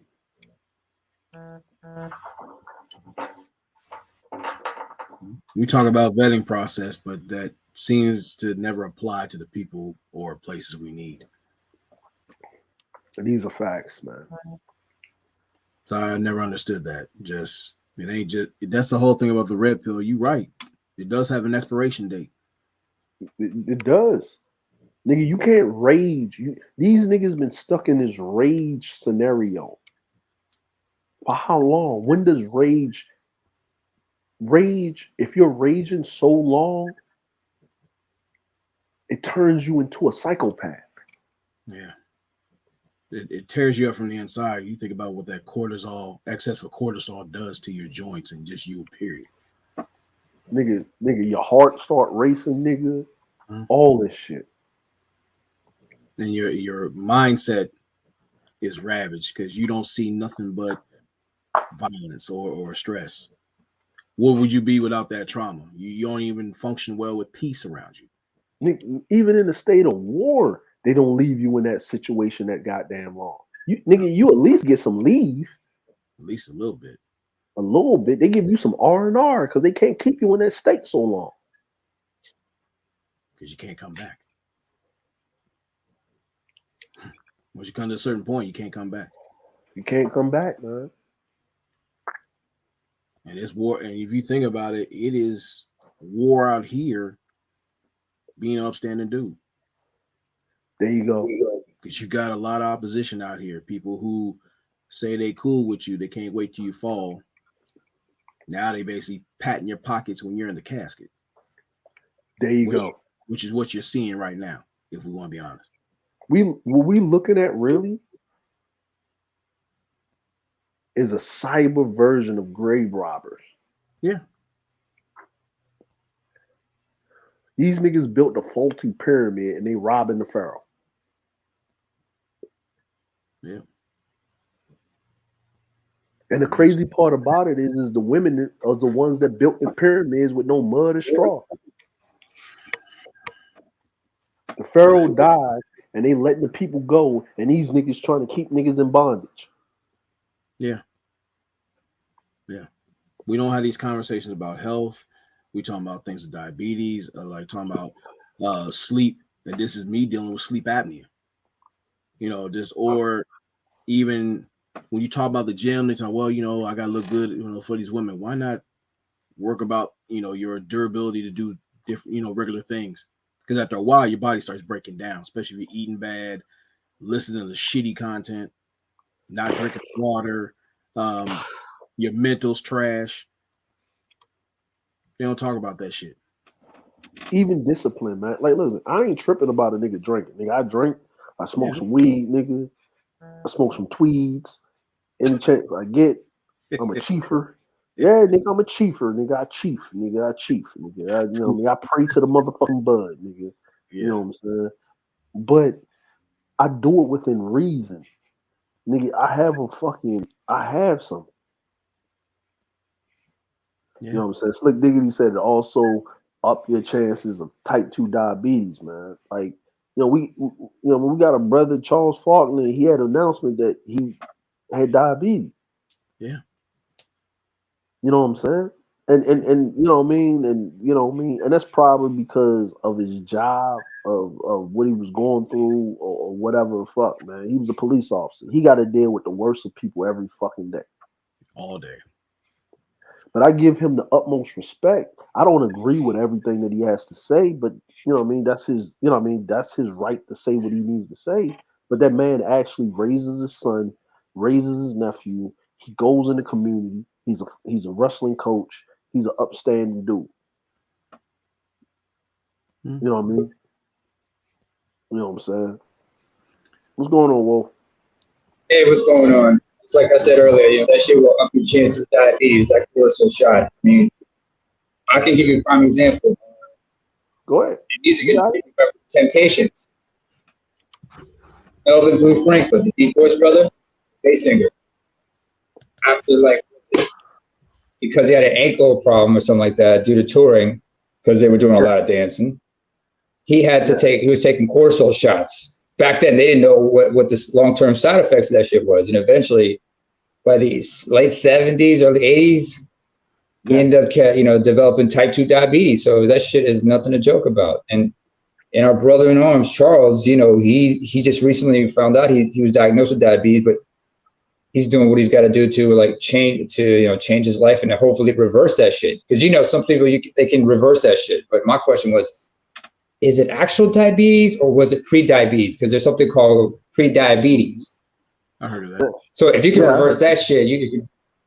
So if it's pre-diabetes, he can reverse it. Type 2, he can, but the chances are not as easy. And I know a lot of people from my father's generation, boomers and whatnot, they've been plagued with that shit, especially after, because nobody really knew how you develop that shit. Lifestyle choices, stress, poor diet. I know because I remember when I would train with my capoeira and Muay Thai teacher at a gym once. I see a lot of middle-aged dudes just working out in the gym a lot, and I knew that they helped them. That would help them, reduce their chance of diabetes. But I'm like, there's more to it than that. I mean, family history and whatnot. Yeah, I'm gonna say it like this, right? Is when you get to a certain age, and I would say once you get over the age of 33, 34, 35, there's certain things that you need to do diet wise. And the reason I learned this by observing, in the first what they call it in the first country world, you know what I mean? Is that the people that live the longest are Japanese and Italians, right? And the reason they live the longest because everybody Italians, they kind of chill out, they got their siestas, they kind of move life, they move slow, they kind of got the hermit action going, right? And the Mediterranean diet. The Mediterranean diet, right? And then but in Japan they move. They always doing a lot. They always working a lot. You know what I mean? Motherfuckers live to be 85, 90 years old. They out there working, getting. But what's the difference? It's their diet. You know what I mean? Wait, have you been to Okinawa? Yeah, all the time. Because right there, that's the prime example. If you talk about Japan, Okinawa is the prime example of that shit. Mm-hmm. Because they live the longest in Okinawa. Mm-hmm. Yeah. And the reason is because of their diet. But Diet, lifestyle practices, and everything. Because they're very disciplined. Like they say that when you eat, you're supposed to eat like 4/5 your fill. You don't want to fill up completely. Yeah. And they actually eat like 4 times or 5 times a day. They, you know what I mean? They don't. Everything counteracts each other. You know what I mean? They got their rice. Yeah, work that metabolism and shit. Yeah, they steam their rice. They fucking wash the shit out of it. They, you know what I mean, sticky rice or whatever. They got a bowl of that. They have their meat, which is they fish or they chicken or whatever. They eat pork. They eat everything, but they for the most part they have their meat and they have their vegetable, which is usually it's not even lettuce. It's cabbage. Cabbage is actually way more healthy for you than lettuce. You know what? One leafy green I like enjoying is spinach. Of course, a lot of people talk about kale and whatnot. Yeah, spinach. Spinach is kale is cool. Spinach is good. Spinach is better for you. You know what I mean? Mostly everything is grilled or broiled or whatever. They don't have a lot of you know what I mean? Even when they use they don't fry a lot of shit. They don't fry a lot of shit. And even if they fry it, even if they fry it, and these motherfuckers drink, Asians drink. They some drinking ass motherfuckers. Woo! Man, that rice wine. Man, this is why I'm grateful I don't drink. Mm-hmm. They drink, man. Listen, hey Ronan, you I'm like, look, we got this shit that we call a Chua stand, right? We go to that motherfucker, them Japanese dudes get that bitch from when it open to when it closed. Drinking, right? But they always eating some shit. You know what I mean? They always eating something, right? And I asked, like, what are y'all eating? Because they never drink without eating.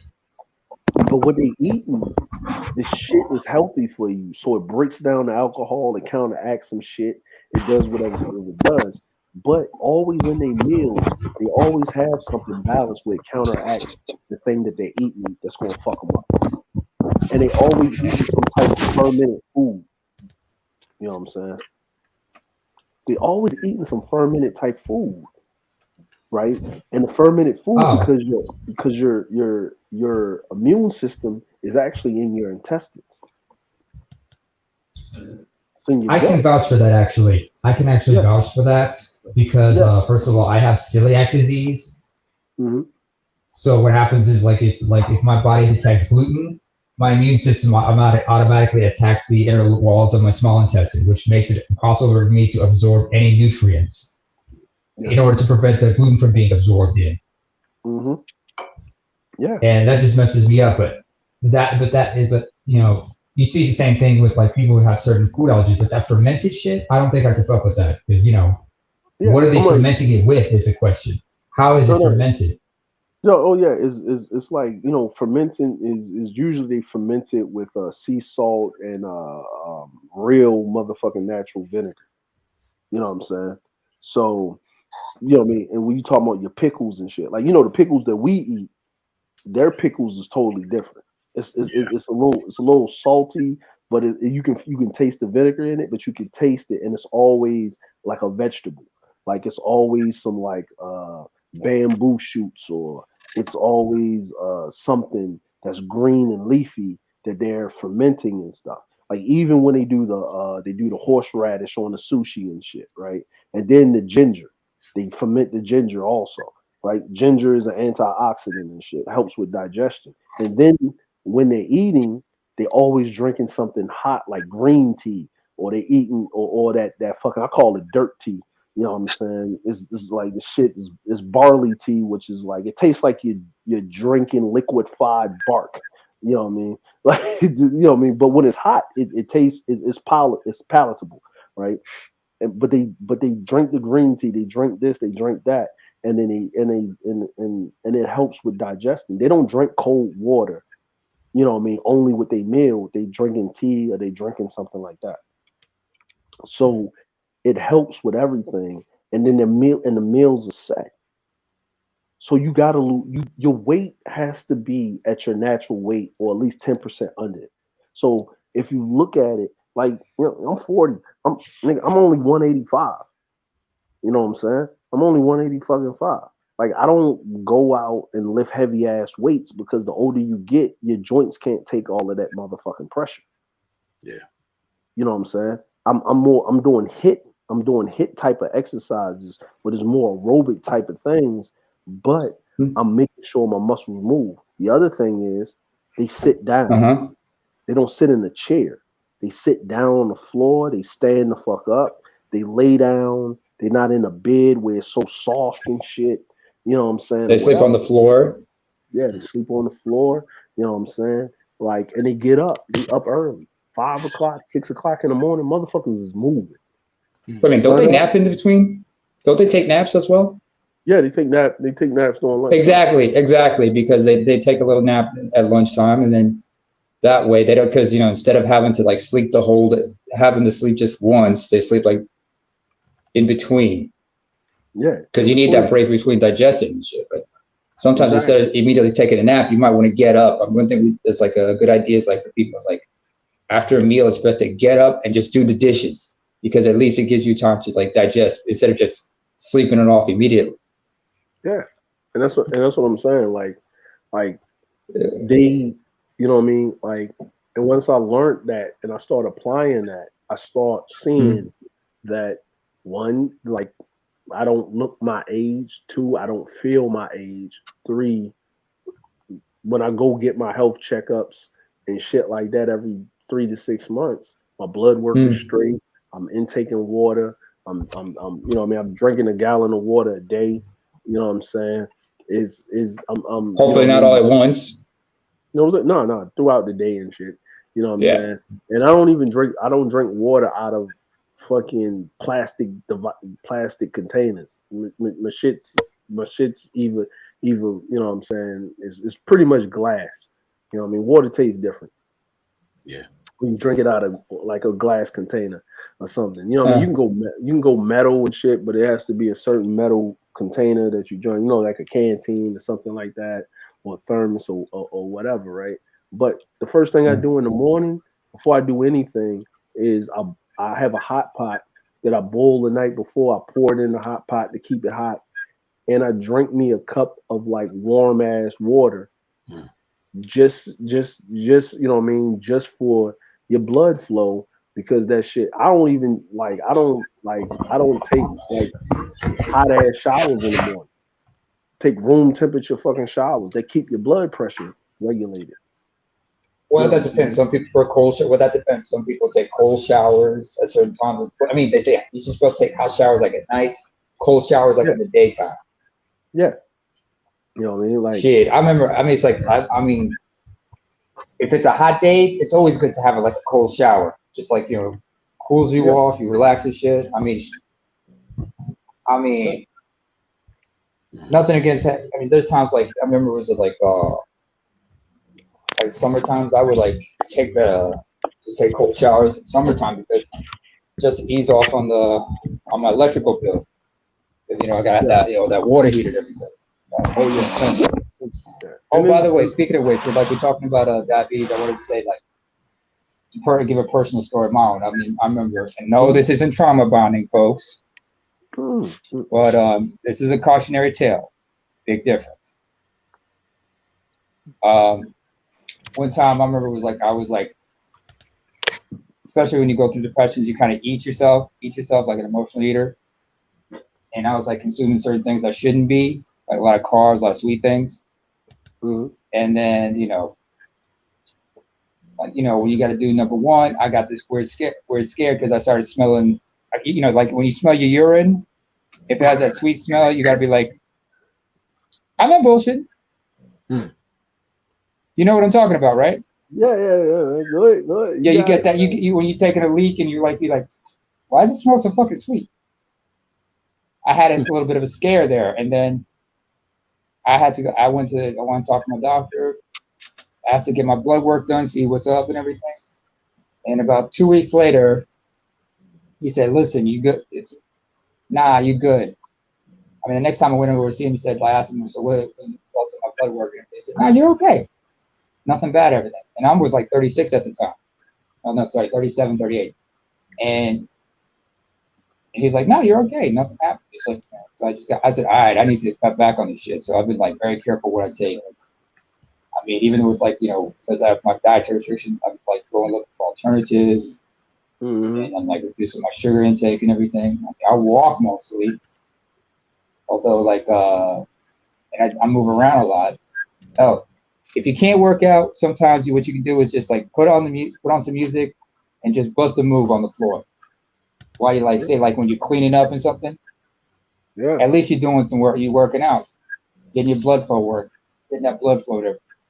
Yeah, man. Hey, what's up, Joe Dub? What's up, Joe W? Hey, yo, what's going on, people? What's going on?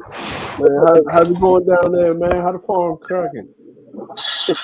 Man, I'm dealing with this heat. Fam, can I tell you something? Joe, if I may. First of all, props on the goatee, man. That gray goatee, that looking sharp right there. First of all. Secondly, I gotta recognize that we give the man respect, right? Right? All right. Anyway.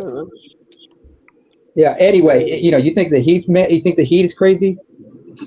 I know, as bad as it is, I know the heat will make anybody crazy, but sometimes you got to be like, I can deal with it one way, or I can bitch about it. Because if you want to talk about some serious heat, try the Sahel in Africa, especially like Khartoum, Sudan. The heat is hot all year round. So noontime, you don't see anybody out in the streets. They're smart enough to know that by 11, you better be indoors. Between 11 a.m. and 4 p.m., nobody's outside, unless absolutely necessary. So yeah, the heat can make you crazy. Oh yeah, it does. At times it can. Down here in Bama, we already hitting close to the 90s already now. So oh yeah, because we like I tell people, we only have like maybe 2.5 seasons here. It'll be like, you get a little fall, winter. It gets a little cool, and now, mind you, wait, is it like first of all, this is Alabama, right? First of all, is this we talking like what's the humidity like as well? It's like stifling hot, or is just dry hot? What are we talking here? Well, no. Right now, you're still getting into the relatively dry heat, but in the next couple of weeks, that's when you'll start seeing humidity kick in. Yo, you in that wet ass, man. You in that swamp ass. Yeah, that's a wet bubble, as they say. Yeah, that's you ever heard of a wet bubble? Yeah, pretty much. Yeah, you could call it that. For the most part, it's crazy, man. But, man. Just listening to y'all with the conversation in terms of the diabetes part of it all and dealing with all that stuff. Trust me, I know. When I found out I had it, I was like, "What the hell?" I'm like, never had no health issues really. The epitome of good health. Right? Yep, type 2. And Dr. The VA was like, "Yo, man, your A1C is such." I forgot what it was. It was something off the charts. And I'm like, "What?" I don't eat fried foods. I don't eat Southern style because I'm not from here. I just live here. In New York, we didn't eat all that damn fried shit. So I said, "Nah, man. Let's do this thing again. Let's test it again. Let's see what's going on." Came back, same thing, and having to deal with the insulins and all that other crap. And I'm like, "Oh hell no. This is crazy." And I tell anybody, if they tell you you have it, make sure you keep on top of your diet and drink lots of water and stuff, because especially if you're in a climate like this where it is hot, because you get dehydrated. Yeah, you get dehydrated real fast. So yeah, Well, Joe, here's my question. What's up? Here's my question, Joe. First of all, okay, you know your dietary, your lifestyle and everything, but my question is, have you looked into your family history? Because that's the one thing a lot of Black folks forget to do: check their family history. Well, see, unfortunate part with me, I was an orphan, so I don't know. Yeah. And see, in New York, because what about DNA testing? Because you can look because I would have to go that genetic route. screening would have been helpful. That's what I mean.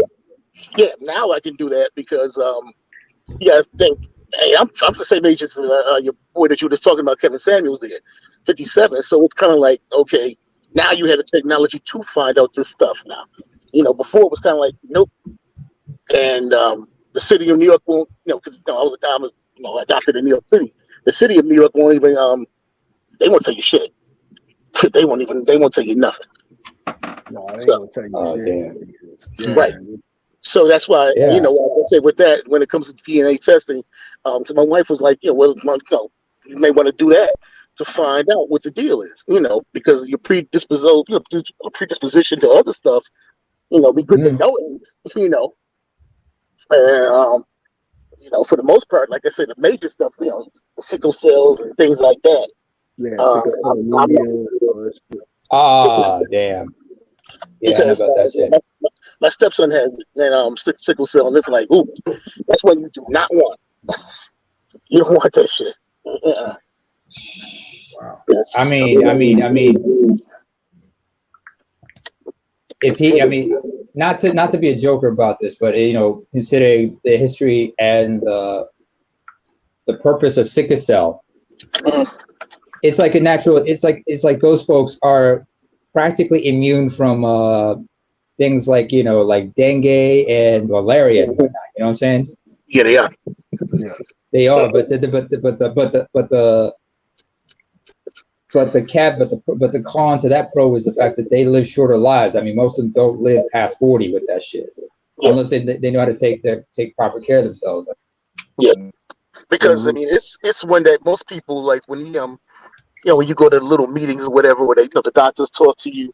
I think I seen maybe 2 dudes and a woman that was over the age of 40. This one brother was 60, and there was another one, she was 65. And I was like, well, I said most people I know of with sickle cell, man, don't make it to like you said, about 40. So and it's rough to deal with, man. I mean, you see him sometimes in pain like that, but he troopers on through it. In pain, lethargic, Yeah, but he troopers on through it, man. oxygen issues. Yeah, because he's a senior at Auburn University, and even through college, he's basically pushed on through.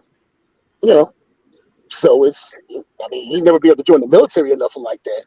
But I mean, I don't think he'd be trying to join Uncle Sam anyway. So but that's about Don't blame him. Yeah, it's after you heard my stories and people like that. Myself, shoot, brother Dre here, and I know Ronan does. He's in the service too. I thought it was in the service, I should say. Yeah. So I'm sorry. You asked me a question. no, that was the saying. Dealing with that with the service, you don't want that. I don't want my kid going to that shit now. Like I said before, DeAndre, I'm glad I started a different military. Well, with regardless of its bullshit, whatnot. But yeah. Yeah, it's just like me myself. It's like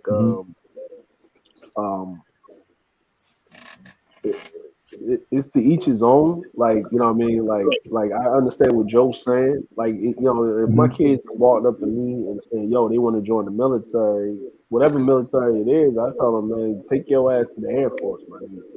Yeah, that's what I was like. Take your ass to the Air Force if you're gonna do it. No, but I'm a clown you, man. I'm going to clown you.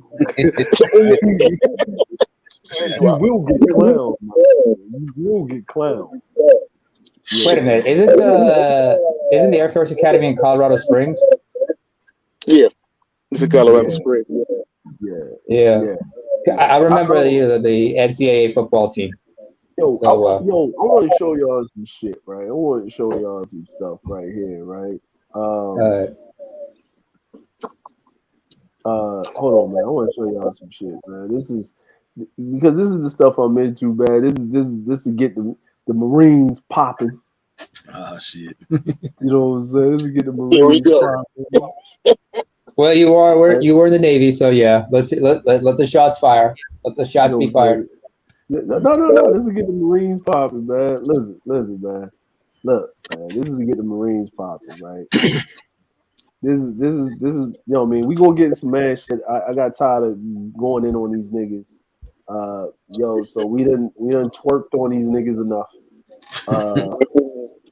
You know what I mean? Y'all see this right here? Yeah. So this is a Turkish Mauser. Okay. 8mm. Which era? 1942. Okay. You know what I'm saying? Look at this. Look at this. Now this bitch is beautiful, man. Look how this motherfucker look, man. Chromed out, mahogany wood, polished, with a marble buttstock. That's crazy.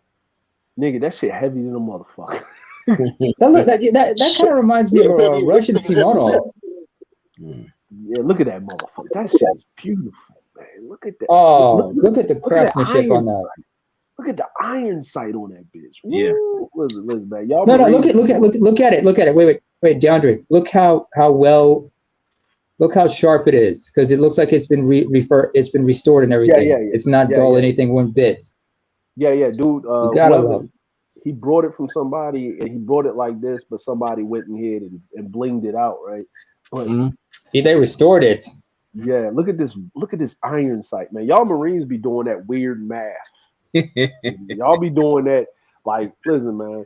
Marines be doing that motherfucking, like, y'all be doing that other math, nigga. Y'all be doing some other shit, nigga. Y'all be sitting there. It's called windage and elevation, man. Yeah, exactly. You know what I'm saying? Windage and elevation. Department of the Navy. The Navy's the smart. No. For you to kill a motherfucker for 400 yards, my nigga, use a smart motherfucker. Yeah. You know what I'm saying? For you to shoot the motherfucking wings off a goddamn fly, nigga, at like 200 yards, use a bad and a cold motherfucker. Mm-hmm. You know what I mean? And the earth is round, motherfucker. The earth is round. You know what I'm saying? Well, it's not round, you know what I'm saying? You know what I mean? But you want to talk about sharpshooters? Hey, DeAndre. Mm-hmm. You want to talk about sharpshooters? Look at the Coast Guard. Oh yeah, them motherfuckers. Yeah, I mean, especially when they're trying to fight. They're trying to snipe somebody from a helicopter, or watching over. Look at this bitch. M1938. Yeah. Turkish 8mm. Yeah. Something Georgia V something VI. Looks like Vermont. Something Vermont. Yeah. Oh, Georgia, Vermont. Okay. Oh, this is in the Northeast. Okay. We go find 8mm rounds though. That's the only problem. Yeah, man, yo, he got one, man. I'll show you the other one. Look at that motherfucker. Look at that. Hold on a second. Wait. Let me see it. Look at that motherfucker. Asafa Ankara, K. Kale, 1942. This was originally built in Ankara. That's the capital of Turkey. But that symbol, look at all that. That's pure Turkish. That's Turkish. Look at that motherfucker, man. That. Turkish shout out to me. I'm Jared Kushi. Look at that bolt. Look how long that motherfucker is. Man. That bolt action. Yeah, they had to, because back then, they had the side. If you look at how the average man was in Turkey in those days, they need to have a good grip on that thing. Yo, it's this dude that lives in Kazakhstan and shit. Kazakhstan.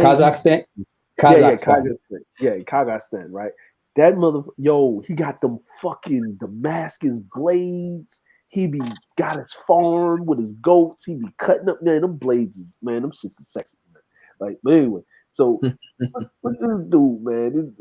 This dude is in North Carolina, man. So this is this is something that like men want. Like this, look at this shooting range on his property. Look at this. This is what I'm talking about. You know what I'm saying? This is a man shit. Look at that. Look he loading all the rounds up. But hold on, let's hear him shoot this motherfucker. Got a safety right here, and he goes all the way over to the right. So I've got one in the pipe. I'm gonna take it off for safety. And we're gonna rock and roll, hopefully. This might be the last time you see Big Daddy. So this is the first time he ever shooting this motherfucker. All All right, right. I'm just gonna put it down there in the rubber dummy. How's that? You know what I'm Are you saying? ready? Hold on. Yep. Hold on. Somebody Okay, came here in. we go. A wolf back. All right. There you Yeah, go. sorry. Check that by accident. My mistake.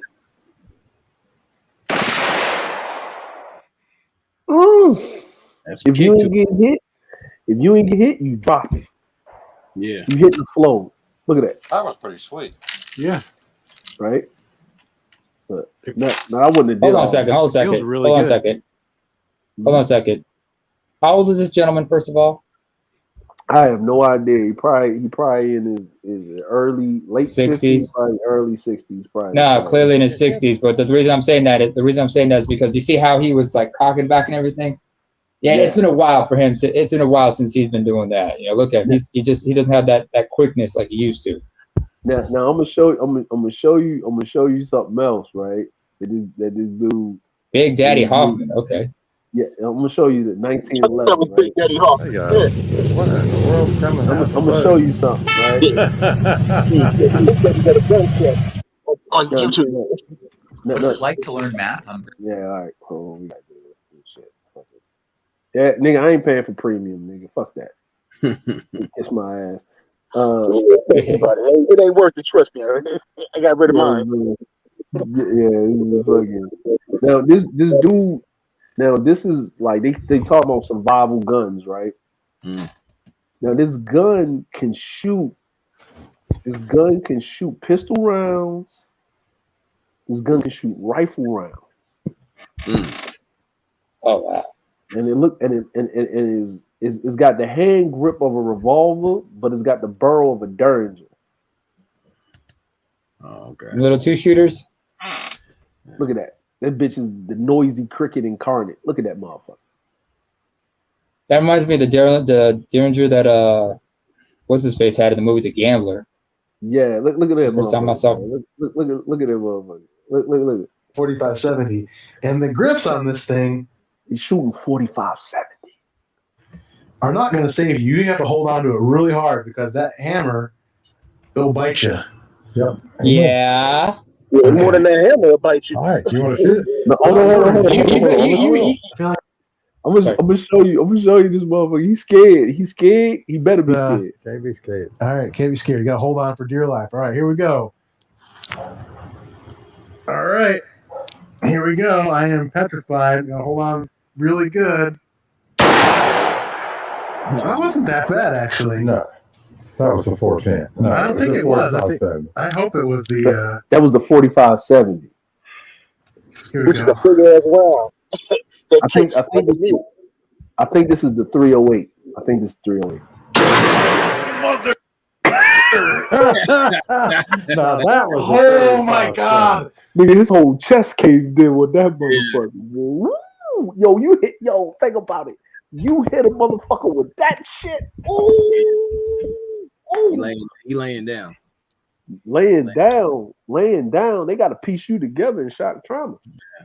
Yeah. Look, If they can stabilize you because you're gonna be in so many different ways. So you got the I thought the first 45-70. one was the 45-70 government was a big ass round. Okay. You go with that. nigga, it's something that's short of a barrel. Yeah. Yeah, That that got to kick like a damn like 2 mules. It's goddamn big. nigga, that's a Clydesdale. That's a Clydesdale hitting. All right, tough guy. All right, I'm actually gonna try to hit something this time. All right, let's try. Let's get up here. this shit hurt. It's something worth y'all. All right. Yeah, My heart's racing. look at this motherfucker. I am not overreacting in any way, shape, or form. This is ridiculous. Yo, We shall see. All right, here we go. I'm shaking. All right. because he already knows about it, though. Yo, this nigga, oh my god, yo, he leaves with it. They ain't no rocking with that shit, man. They ain't no rocking with that shit.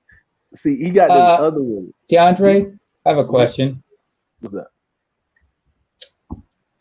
First of all, and this is something, and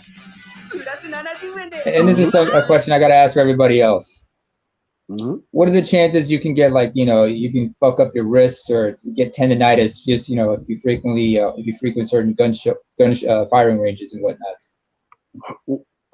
Usually most people when they smart, what they'll get is what they'll do is like real gun people that really shoot a lot. They'll take it to the gunsmith. They'll get a recoil reducer. They usually wear some type of like hand brace, like you don't usually see it because they got like long arms and they got like long sleeves, but they usually have like a wrist brace or some shit on there if they shooting them hand cannons like that. You know what I'm saying? Now this is dude up to date. You saw how you probably have to go see a chiropractor or some shit after that because just to get your wrist realigned and everything. Plus you got to do a lot of wrist exercises just to just to strengthen and shit. Because the reason I say this is because like I'm looking at this. Hold on. Can you pause it? Can you pause it, please? Yeah, go ahead. The reason I'm saying this is because like that it's like when you're using firearms like that, or especially if you fucking with rifles, you don't know what you're doing. You can fuck around and like dislocate your shoulder. You don't know how to buttress it right and everything. Guys can like fuck up their ear. They can like perforate their eardrums inadvertently if they don't know what they're doing. Or sometimes like I remember what happened one incident. Somebody was like they put the wrong type when they were like practicing shooting with the shotgun. They put the wrong bullets in there. What happened is when they fired, the bullet ricocheted and hit a friend in the elbow, and that person ended up losing his arm from the elbow down as a result. Yeah, because they put the wrong round in that weapon. So now this round, this rifle right here is a revolver. So it takes shotgun, revolver, and rifle rounds. Oh shit! You see this shit? Yeah, look like a circuit judge. Yeah, it is one. That's the same dude. That's the same dude. He just he got old, but you notice how he got lean. He older you get, you got to drop that weight. Yeah, Big Daddy Harley. Yeah, you got to drop that weight. Yeah, you do. Looks like he'd been to a ZZ Top concert or some shit with that beard. Yeah. Oh yeah. I be watching dudes like this, man. Fucking. I mean, this is the protection section of manhood. Yeah. Yeah. There we go. No, right here he got shotgun rounds in there. He got buckshot and birdshot in that bit. Yeah, 14 rounds. Okay, the single action is 100 times better. That is a very heavy trigger. But single action is birdshot, buckshot, birdshot, and then go Jamaica. Yep. But not very accurate. I'm a slug dude, man. I'm a slug dude, bro. You know what I'm saying? I'm a slug dude. I don't want that going there. What's going on, Supreme Elder? You know what I'm saying? How you doing? This Peach Rose? What's going on? What's going on, Supreme Elder? You know what I'm saying? I remember the Dave Chappelle joke about when he talked about like hello Nadia. When he talked about like he had to buy a gun because some dude was like on his property running around just like brandishing a weapon. And then when you have to use it, it's like birdshot, go! And he realized he was dealing with a meth head. Then buckshot. Exactly, man. You know what I'm saying? Oh, shout out to Nadia. I feel it in my shoulders. Go check her channel out, yo. The sis be on it, man. She be with the soaps. With the soaps and stuff, yeah. Yeah, come and check her out later, yeah. Yo, go buy her shit. Go buy her shit. It's some organic stuff, huh? Yeah, man. Yo, she did some chemicals. She did a thing, man. Like the first thing that I saw her do was she did some dragon fruit soap. Get out. Okay. Mm-hmm. Yeah, because I've done goat's milk soap before and some other ones. But I gotta get some more goats. You know what I'm saying? Yo, we need 2 more likes on the stream. Please like the stream as you enter so I can give you a gift. You know what I mean? But sorry, I forgot about that. Yeah, but yo, Yeah, man, it's like, yo, things are changing in life. People, you know what I mean, like men need to be on their purpose. I'm you know what I mean, get on your health. I'm like, there's so much information out there, and y'all ain't taking advantage. Like, you shouldn't be, nigga, you know what I mean? As much technology we got right now, y'all should be on some Abraham shit. Tell me about Technology is dumbing people. Technology be dumbing people down. I mean, think about it. Like we talked about the dropping ways to get older and shit. I mean, take bodybuilders example. Like, anybody remember Lee Haney? Yeah. Look at, like, before, like at his height, he must have been like pushing 300. He was pushing like some 300 pounds. But later, he dropped down to like at least around 200. But he was smart about it, because you look at it now, he looked great. He still looks great. No injuries, hasn't taken a toll on him. I mean, you guys saw the documentary about Ronnie Cole, right? Yeah. The King. Lightweight. No. Ronnie, he's had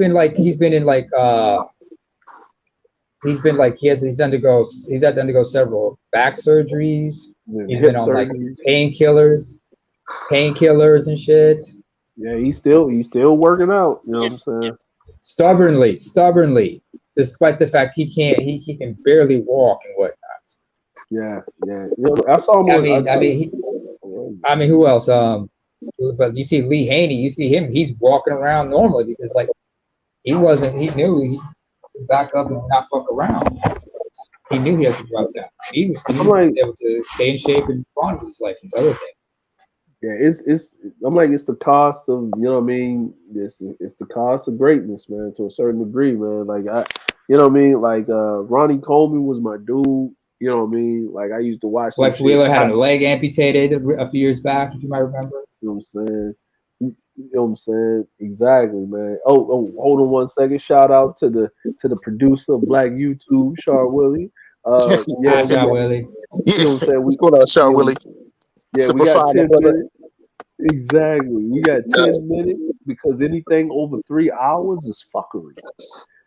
Pretty much. Yeah, exactly. Pretty much. Anything, man. I just want to hear y'all thoughts real quick, man. What do y'all think the state of this fuckery, man? What do y'all think of the state of this fuckery, man? Because I you know, I mean, people heard my thoughts for like an hour and 20 minutes. You know what I'm saying? What type of fuck are we talking about exactly? Just period, man. These niggas is losing their motherfucking marbles, man. St. Kevin then passed on to the other side of the gynocracy heaven, and you know, man. First of all, we don't speak ill of the dead, and I've learned to like respect him. But if you're talking about all those people like taking shots at him, I'll give you an analogy. Mm-hmm. Patrice, you remember Patrice O'Neal when he was on? He gave the breakdown about the whole Tracy Morgan when he got in some hot water for some homophobic jokes. Mm-hmm. And he talked about how everybody was taking shots at him the same way, like a lot of people would take it like what he said, like for example, Zach Galifianakis from Hangover. He was like saying, "You think Zach Galifianakis had the balls to say fuck Mel Gibson because of the DUI shit? No, he got permission to do so. Like, who's taking shots at everybody? Like, somebody's in a bad situation. Who is the first to kick him down? Motherfuckers who think he's washed up, who thinks this, that. Now, Kevin, because he died, everybody who hated his guts, who hated his guts or had issues with him, they're all pouncing on him. I mean, I don't know if you listened to Charles' stream last night. Mm-hmm. We were talking about that whole thing, and I remember breaking it down like this. Look, all the dudes, like say like it's like a certain bald head motherfucker who was putting out the books, think like a man, a certain whack job. Those dudes were hating on him. Why? Because he was fucking up their money, because they were making a killing doing this bullshit, and when he came out and brought the real, everybody lost their shit. And so now that he's gone, they just want to take a shot at him because all the money they lost because of his ass. That's all it is. Yeah. So I'm not surprised. Yeah. And it's easy to shit on a dead person because they can't defend themselves. Yeah, they ain't here. We don't. I mean, go ahead. Sorry. No, go ahead, man. You got it. No, you're right. I mean, you're right. where I come from, I mean, where I come from in other parts of the world, you don't disrespect somebody's in certain cultures. You do not disrespect the memory of somebody if they're dead, because that's a death wish. Because if they hear if somebody hear you've been talking shit about somebody's memory, they either gonna come see you or they're gonna go talk to your kinfolk and say, "Yo, we ain't looking for no bullshit. You need to check this. You got to check your family member right now. We're asking you nicely to check that family member and to tell him to keep our lost loved one's name out of their mouths." And they're like, "We got you. Because they know it's like, because that's that honor shit. We don't dishonor people. We don't speak ill of the dead. Hell, sometimes it's a big no-no to even talk about the dead unless you get nostalgic about it. He's not even big. I mean, but then again, think about it like this. We've seen this before. Because you remember when Kobe passed? Mm-hmm. And how everybody's coming out, how a lot of people coming out the woodworks taking shots at him. For what? Simply because who his wife was and her ethnicity, and then the whole shit that he had to deal with in 04? Yeah. Exactly, man. Exactly. I'm like, I'm gonna read these comments. I'm gonna let Joe give his thoughts. Hold on, let me read these comments from Sincerely Yours, Nadia. You know what I mean? I feel it in my shoulders. You know what I mean? The folks taking shots at him are truly triggered by his opinions. They can't even separate his death from calling them fat, etc. after they asked him for his opinion. Laughing my ass off. I don't agree with most of the things he said, but I have nothing ill to say about him being dead. God deals with us. We all will get that clarion call. You know what I'm saying? Now I'm gonna let Joe say his piece. No, in the case of Kevin Samuels, I didn't pay attention to him too much in life, so it'll be the same thing in death. And like I was telling somebody, so pretty much, like I was telling somebody the other day, back in the day, petty. Back in the day, petty. Oh. No, back in the day, in a sense, when it came to people that you may not have had a preference for, you didn't like them or didn't like what they said, you just basically didn't say anything disrespectful. You got people hating on them now that were loving them last week, and then you got people that were loving them, loving them now, hating them. So it's a case of, let the man's gone. We don't know the reason. You got people speculating. We don't know what happened. We don't know what's going on. And did he die broke, or did he die millionaire? Did he die this and this and this? Did he have affairs and what? People gonna be running their mouths no matter what about this whole entire situation with him. And at the end of the day, if it is a case of a natural cause, heart disease or whatever, heart attack or whatever, people will just wake up, get your physical and your mental right. Because they both play a major role in your life. Now, for something that was drug induced or something like that, still get yourself right. Get on your purpose, like you're saying. Stop all this nonsense. This foolishness that you think is going to comfort you or have you in the right frame of mind. And the thing about it is, if it is fentanyl or Adderall or whatever the frick it might have been, and unfortunately, like my wife was saying, they just basically took him out. Somebody, she was like, he was in something that sounded like they pretty much just took his ass out. I said, well, I do agree with that. He was going somewhere with something, hate him or love him. Sometimes when you're dealing with the devil that you don't know, if you don't dance to that tune that they want you to dance to, guess what happens? A whole lot of people toes up. But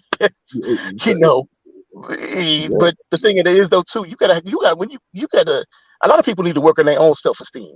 Nobody can fix you but you. You got to fix yourself first. Whether you be in a relationship with somebody or you're just living your life by yourself, living your best life.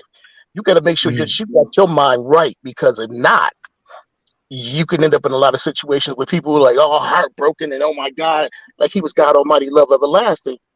And it's kind of like, why were you jumping on the train with that when you you could have solved a lot of these problems yourself. But here's my question. Yeah, go ahead. Here's my question. Because like Nadia mentioned the whole thing about triggering, he triggered a lot of people. My question is this: how does one trigger somebody when all they did was just give you the rope so you can hang yourself with it? Well, I'm like, that's what it is, man. It's staring into the darkness and it's staring back at you. That's all it was. It was a mirror, but it was only a mirror to people that were in that situation, and it was a loud minority. That's what I mean. Like, yo, if you think about how many people that are on the fucking planet, total, that are accounted for. We're not talking like, whatever they tell you how many people is on the planet, that's data collected from people that comes to school and say I'm present. We're not talking about the kids that's at school, at home. We're not talking about the kids that's late. We're just talking about the people in first world countries or countries that are saying that they're here. There's way more people on the planet. There's people that are living in places that that's off the grid, that's not even accounted for. There's tribes of people. There's a whole plethora of people all over the place, right? So let's just say it's 7.2 billion people on the planet that said that I want to stand up and be accounted for, right? 2.8 million people is a drop in a bucket to 7.2 billion people on the planet that's saying that they're here. So he only fucking had, and if those numbers are correct. Now, saying all of that shit, right? I was watching Fox Soul, and the one brother, the light-skinned brother with the gold tee, he said something.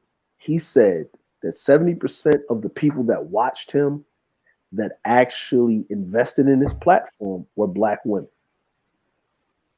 70% across two platforms. Well, across three platforms: Twitter, that number is high. Instagram, and he pulled the analytics.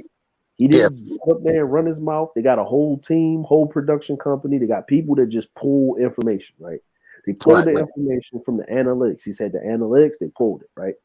He said that his podcast made $3 million. Okay. In the last fiscal year, in this from January up until the time that he died, that's what the analytics said, right? He made $3 million. Okay. Off the podcast. Whether he had 3 million, that's not irrelevant because you got to pay taxes, you got to pay a team. He had a team, he had people on payroll, he had to pay people, all this other shit. But it made $3 million. Now, whether the man had $1,000 in his bank account, whether he had all this other money, whether he had this, listen, the condo that he was living in cost about $4,000 to $5,000 monthly for him to be in that bitch. Somebody had to pay that motherfucker. It wasn't Prime real estate in Atlanta. You know what I'm saying? Now, here's the thing. It wasn't in his name. Well, when you get money, you don't put shit directly in your name because you got to pay more taxes. You get an LLC, you do whatever the fuck you do, and it runs through the business and shit. And that's for protection. So motherfuckers ain't dropping in, niggas ain't doxing into your shit, right? So anyway, suing your ass. Niggas ain't suing your ass. Right. Yeah. So even what it says, right? Exactly. Some people who look for the validation of those Black ones. Exactly. Right. So even what I'm saying like this is that love them, hate them, good, bad, or ugly. It is what it is. When you in Rolling Stone magazine, when you got not just TMZ, you got Rolling Stone, Yahoo, you got all of these news outlets, Fox Soul, you hitting the news. You got people like Marlon Wayans, which is like pretty much royalty of Black comedy. You got Tamar Braxton. You got all of these people speaking on them. You're sitting in front of Future, Nicki Minaj. You got everybody talking about you. And that means at some point in time, you was that infamous, not famous. He was infamous because, you know what I mean? He was a shock jock pretty much in that light that people knew who the fuck he was, but it was only 2.8 million people on his subscriber count. Social media was probably more than that, but that's still a drop in the motherfucking bucket. Now, here's the thing. Even with all of those people, we going into it happened on the weekend to the point where motherfuckers forgot that it was Mother's Day. Yeah. That was the thing. But it wasn't any promotion for Mother's Day. It was very weird. Roe versus Wade is about to get overturned federally. It's going to be a states' rights issue. Pretty much the Bible Belt is pretty much going to make these white chicks, because it ain't really anybody else, is white chicks. It's about white chicks. Ain't about your black asses, folks. I'm sorry to say that, but I'm sorry to say. Well, no, I'm not sorry because y'all black. It's not about your black asses. It's about white women. It's handmaiden shit. It's some handmaiden tale shit. Yeah, the Mason-Dixon line is going to be the basic turning point for abortion rights. Because I mean, like here in Alabama, they came up with the abortion right law they had here until the federal government turned it down, shut it down, where you could not get an abortion for any reason almost, including rape. Or sorry, grape. You can't say rape. I'm sorry, grape. Or or even molestation. Melissa, exactly. So Texas was the first at the thing with they shit. If a motherfucker ran up on you and they sued you and you won the case, you couldn't even sue them back or countersue their asses. So it's a whole bunch of shit with that. They're gonna have states where they're gonna have like how they have it, where you can go there and still get your shit and yada yada yada. Anyway, it's gonna be a states' rights issue because people need babies. The country need babies. They had a baby deficit. The whole world having a baby shortage. The second thing is for the federal government to enforce it, it costs money. Right? So by them overturning it, it's a money issue pretty much all the way across the board. The federal government don't want to overreach in that because they need people, because they had a lot of people, the pandemic, people died, people gone, and all this other shit. So they need people to have babies to reset the shit. What they really doing for the technological revolution, this is just my head canon, is they basically trying to make a new baby boomer situation. You know what I'm saying? They need people to have babies. People ain't having babies. These white dudes is losing their shit. They got their guns and they mad at life. So and how do you keep men that ain't got shit? And painkillers. All that shit. How do you keep men that ain't got shit to do and angry at life? You got to put them to work. And if a woman goes to work and she gets pregnant, or she's pregnant before that, that's less women in the workforce. Where you replace those bodies with men. That's just what it is. That's what they're doing. And it's white men. That's all it is. You know what I'm saying? That's all it fucking is. Now, the only people you see out there protesting is your toaster ovens and your white women. Right? Ain't no black women out there protesting because they going to work. They got shit to do. You know what I'm saying? And it's not going to affect us. The 28 and over, it's not affecting us. It's affecting the 28 and under. Right? The average age for a woman having her first kid is 25 to 26. The average age for a man having his first kid is 32. That's it. Before, when we was growing up in the 2010s and older, and before that, it was 21. And at one time, it was like 18 and 15 and 16. And people had 5 and 6 kids, 9 kids. People are having like 2 kids on the average. So you had a baby shortage. These third world countries is outpacing the Western world or the first world countries leaps and bounds when it comes to their fucking supply of babies. You know what I'm saying? And then there's zero population growth in Europe and in Japan. Exactly. I live in Europe, and they do have in the past few years. I mean, like where I'm at, they've been scared about this whole browning of the population, right? Yeah. And what they don't, but then again, what's also fucking them up? It's also called this Roe v. Wade thing is trying to counteract the whole rise of newer mixed race children. Well, I'm like, they don't want that browning. They don't want that browning. Well, in Europe, it's a little bit too late with that But No, I mean you the know, stateside. I mean stateside, the yeah, Browning thing they're trying to well, counter the, their well, efforts. the thing with the states is they actually pushing that. They actually pushing it because if you look around, I'm gonna put it to you like this: if you actually look at what you have to look at is you have to look at the propaganda machine, which is like television, movies, TV, all of that shit, right? So when you look at that propaganda machine, you notice this, right? Here's the thing that you gotta look at, right? When you look at major like television shows, movies, you always see, and this is what they cluing on. You see a minority or a brown or a black person with a white person, male or female. You get what I'm saying? Mm-hmm. They pushing that. They pushing the fuck out of that. You know what I'm saying? And that's You mean like because some Get Out shit. yeah, but they doing that because once you do that, then people don't see themselves.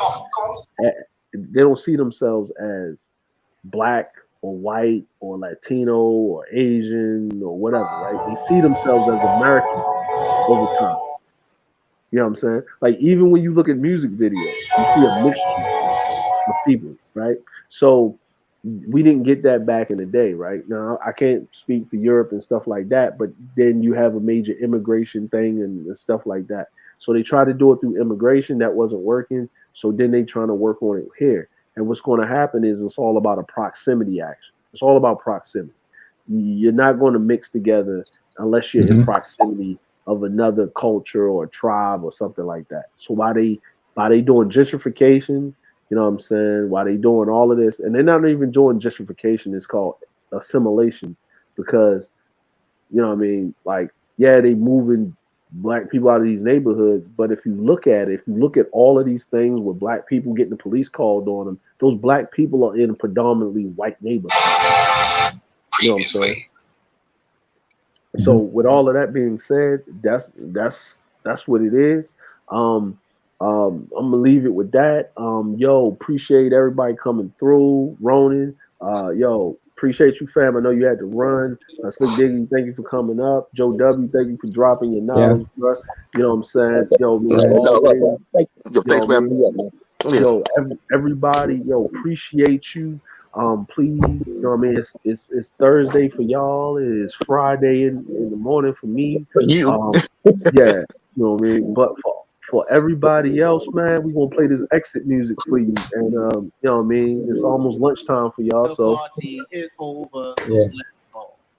Get the fuck out. Good health and a lot of ass whoopings to everybody. All right, peace, man. Good health and kick ass. That's all I can say, y'all. One. Get the fuck out. Get the fuck out. Get the fuck out. Get the fuck out. Get the fuck out. Get the fuck out. Get